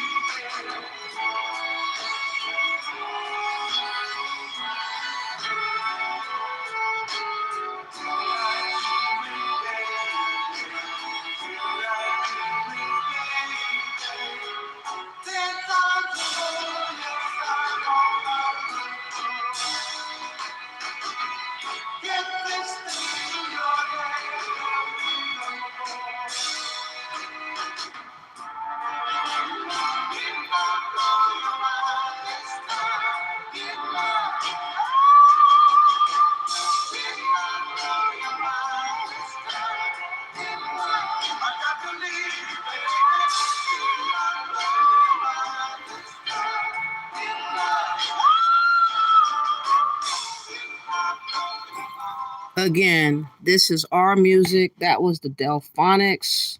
Man, they were an awesome group back in the day. I will be playing the Del since Mary Lee mentioned it. Let me see what you guys are saying in the chat room real quick. Thank you all for appearing. I greatly appreciate you. Again, this is not about hate speech or none of that kind of stuff. It's about telling the truth in the face of people that don't respect us and our history and our truth. Okay? If people were not trying to snatch up our history, they weren't trying to co-opt or hijack our music, I wouldn't have to come and do these videos. But since I see I have to, I will. And I'm going to keep doing these types of videos until we have an understanding clearly when people speak about what we done did and how we really didn't contribute or create nothing. They're lying. There's a damn lie. So the Dells, just like the Delphonics sounded. You can hear the sounds. It sounds like Motown-like. You can hear the hints of jazz.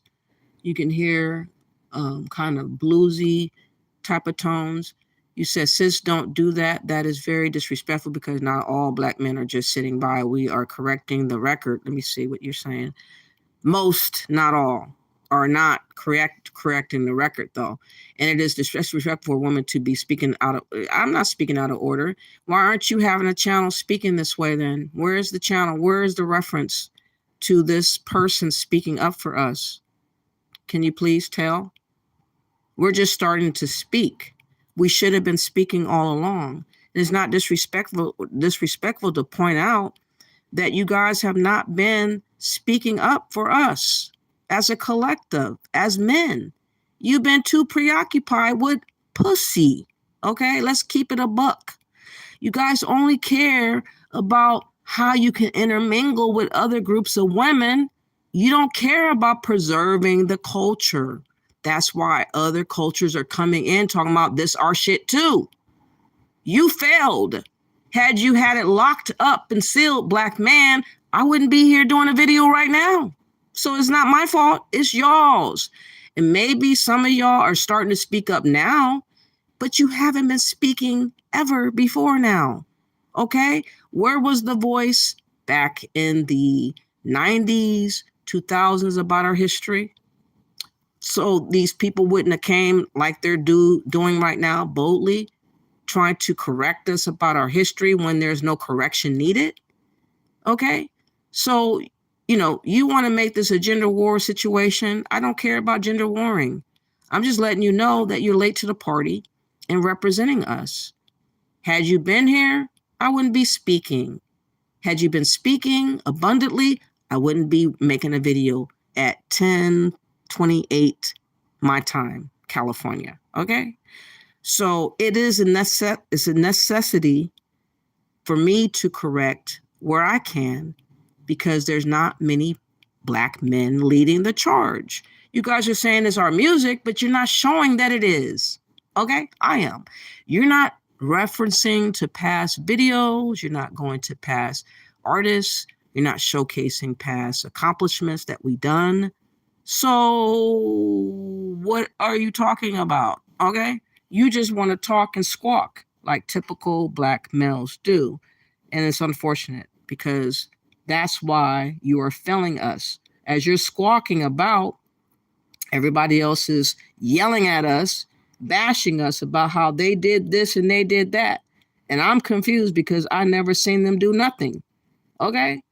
So you need to encourage your bros, other brothers, to get on board and speak the truth and shame the devil.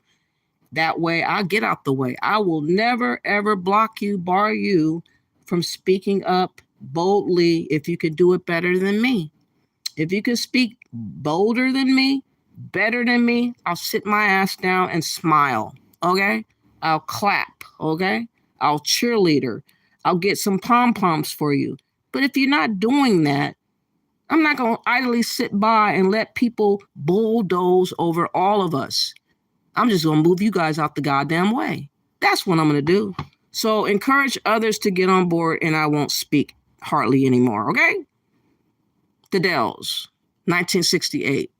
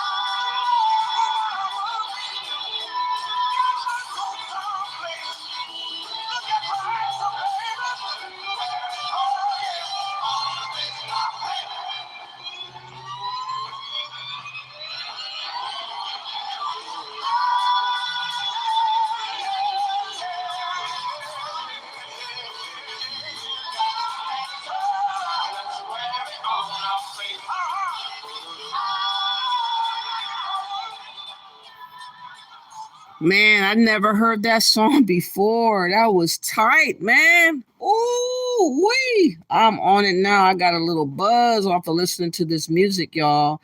I appreciate everybody for showing up. I am going to play something that you guys need to hear. Strange Fruit by Billie Holiday. You cannot forget about her at all. Strange Fruit, you guys. History. History.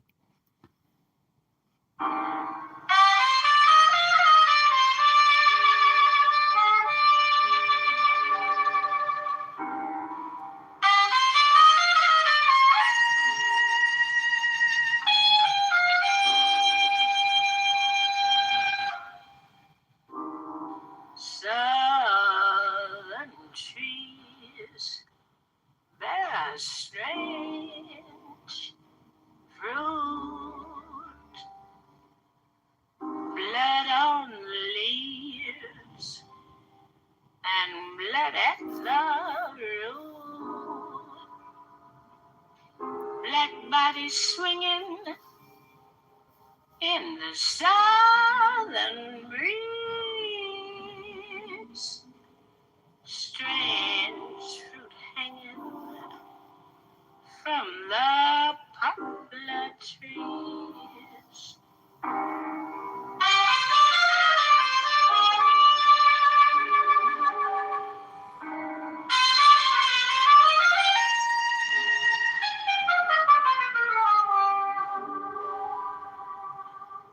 Pastoral scene of the gallant South, the bulging eyes and the twisted mouth, scent of magnolia, sweet and fresh. Then the sudden smell of burning flesh. By the way, Charlie Shaw, you're a moderator. This again is Billie Holiday.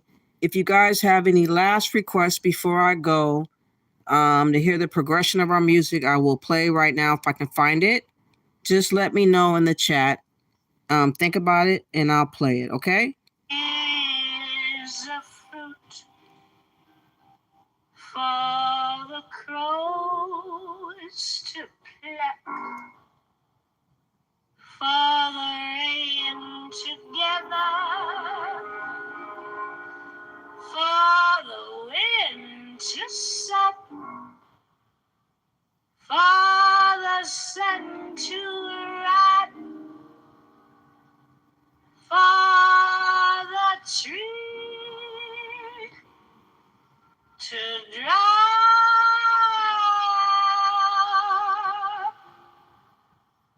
Here's a strange and bitter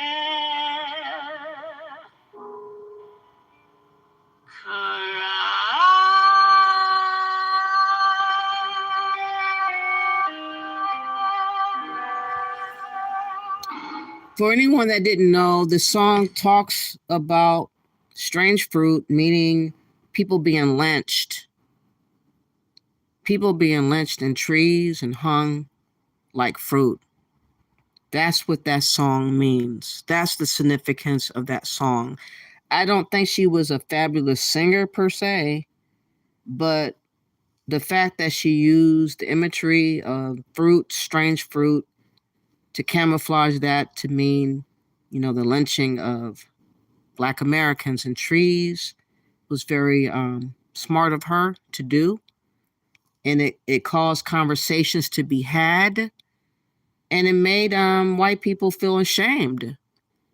Again, we use music in a lot of different ways to help get our voices heard, our complaints heard. We use music because a lot of white people enjoyed our music. They liked our entertainment. So we eventually start slipping in our civil rights with showcasing what was happening to us.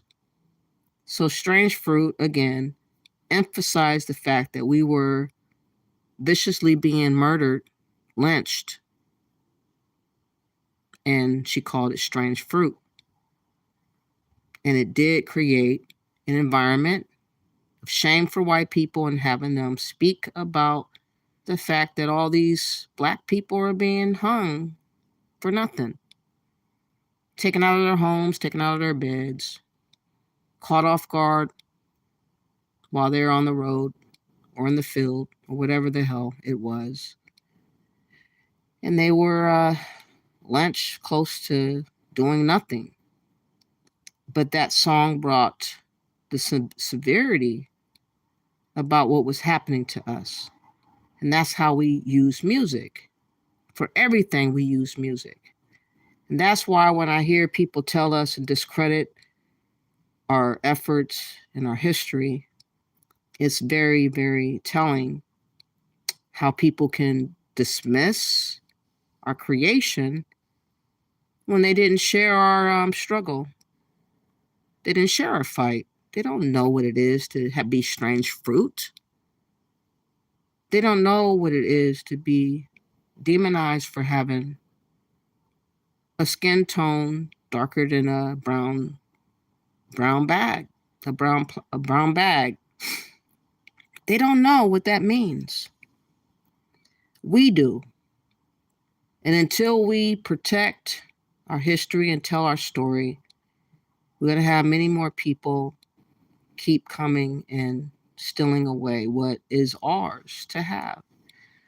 I'm going to play another old song from an old slave song. It's called Steal Away, so you can hear again the origins of the beginning to the progressions that I have already played. If you have one more request, I'll play one more, and then I'm going to go after playing this spiritual. I really appreciate everyone for appearing. I don't mean to be so brass, but I'm forced to, because again, the stance for many, not all, but many men is to be accommodating and appeasing because they want and they have other intentions that's not about protecting our culture. They would sell out our culture for pussy. I'm going to just be blunt. They would sell our culture for a chance to get at these non-Black women, period.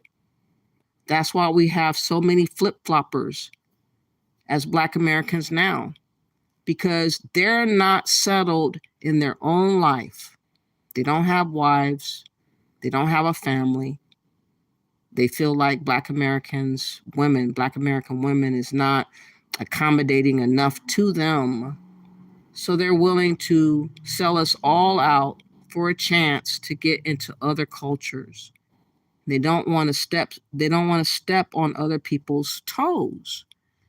But that's selling us out in our history.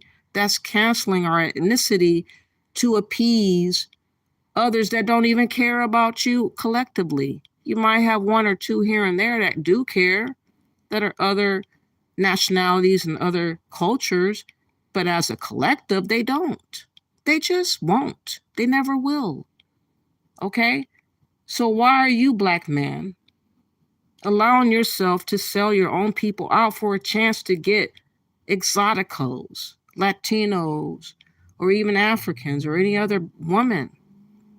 Because you're not settled in your own mind. You should look to be settled in your own mind as your own man, as your own person.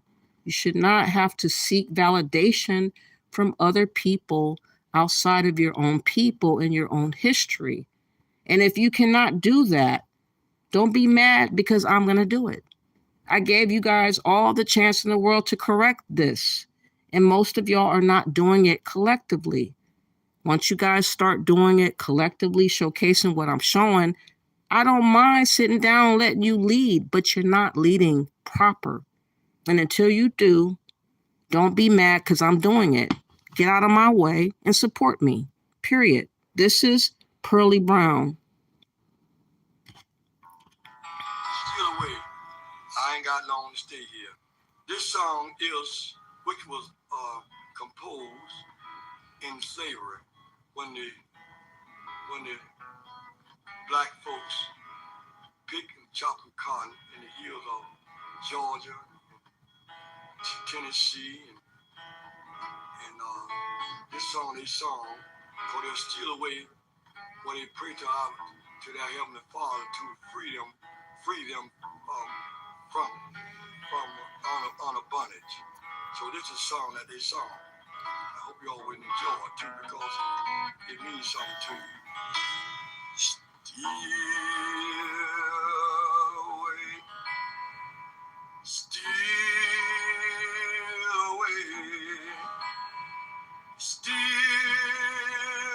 away to Jesus.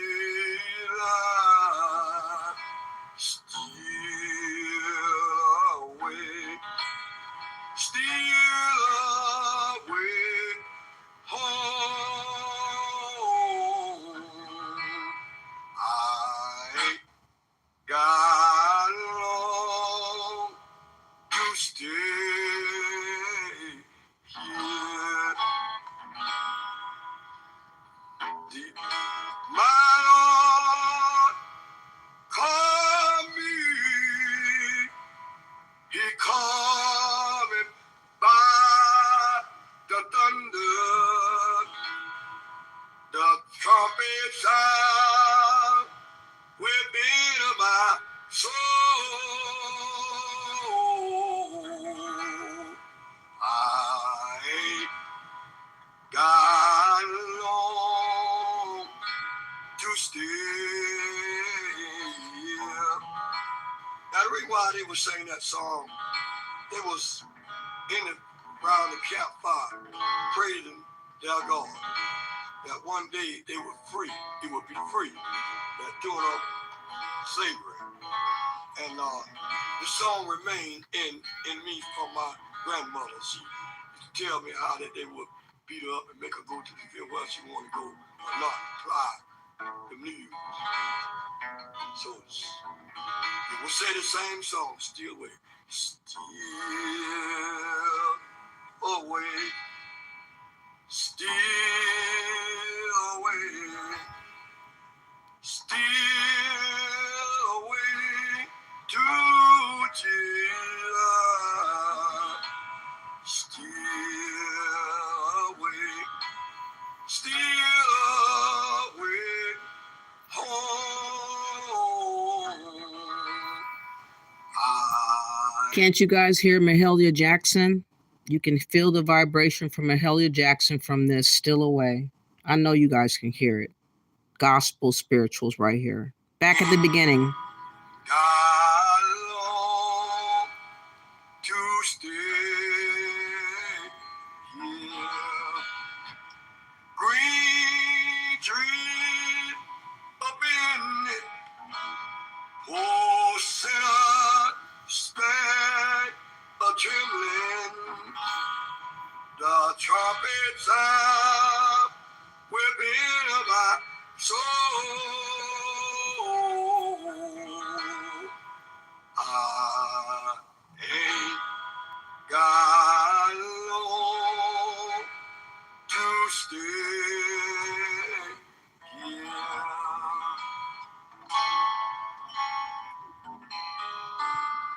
Isn't that deep, y'all? That's our shit, y'all. The progression of music starting back at the beginning. I really appreciate you guys appearing. I see the Stylers. I don't know who they are. I'm going to play this song and then I'm done. Thank you all. Can you guys do me a favor though first, and I will come back with another live. Probably not tomorrow. Probably Wednesday or Thursday. But I'm going to do a second part to this. I might be back on Black Skin is Amazing. I don't know. It depends if they allow me to play the videos and showcase what I need to show. I do not like to be on any platform where people are lying without showcasing the proof, showcasing videos, showcasing songs. I'm not going to just talk about it and argue.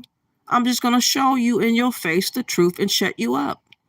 And if I'm not allowed to do that, then I'll have to come back and do this again. Hopefully, Black Skin is Amazing will allow me to play and showcase my video and other songs for us to have a deeper conversation that we have not yet had. I don't think it's fair and smart to go to debates or platforms where you don't have proof. You're not able to showcase your proof. You're allowing people to just bulldoze over your words and repeat rhetoric, talking about the 70s. Music didn't begin in the 70s here in America. It did not. It began in the 1800s with slavery, and everything else that came from slavery is where we are today. All genre was created by Black Americans, period.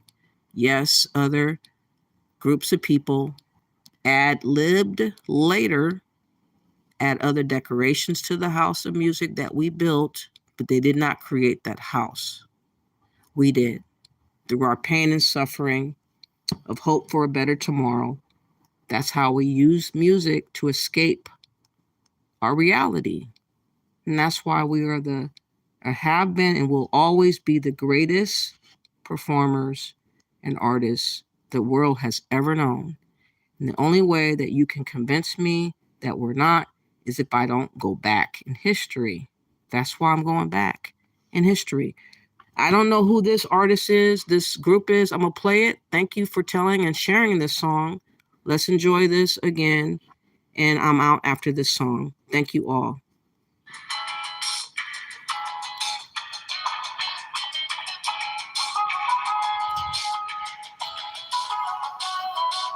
Though the road be dark and dreary, the pathway burning and dry. Dear Lord, only leading us on, girl, we can make it if we try. No winds may rage, the storms may blow, discouragement at each dead end. No guiding light to lead us forward, no help me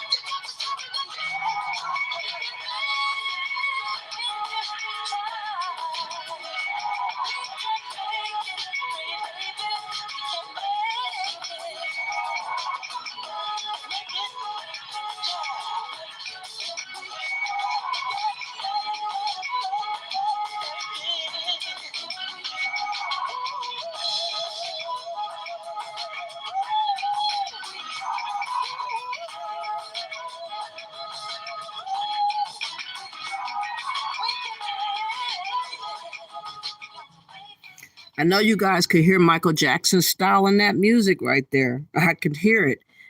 Again, that's my first time ever hearing that artist. Maybe I heard it a long time ago. I just didn't remember or know who the band was. But now I see. I will be doing more research. I'm going to be doing more and more research in the next day. Or that's why I don't think I'm going to go live tomorrow, because I think I'm going to do more research and write all this stuff down and make it more organized. But we're going to talk about in my next live funk, disco. We're going to talk about rap and hip hop, the next one.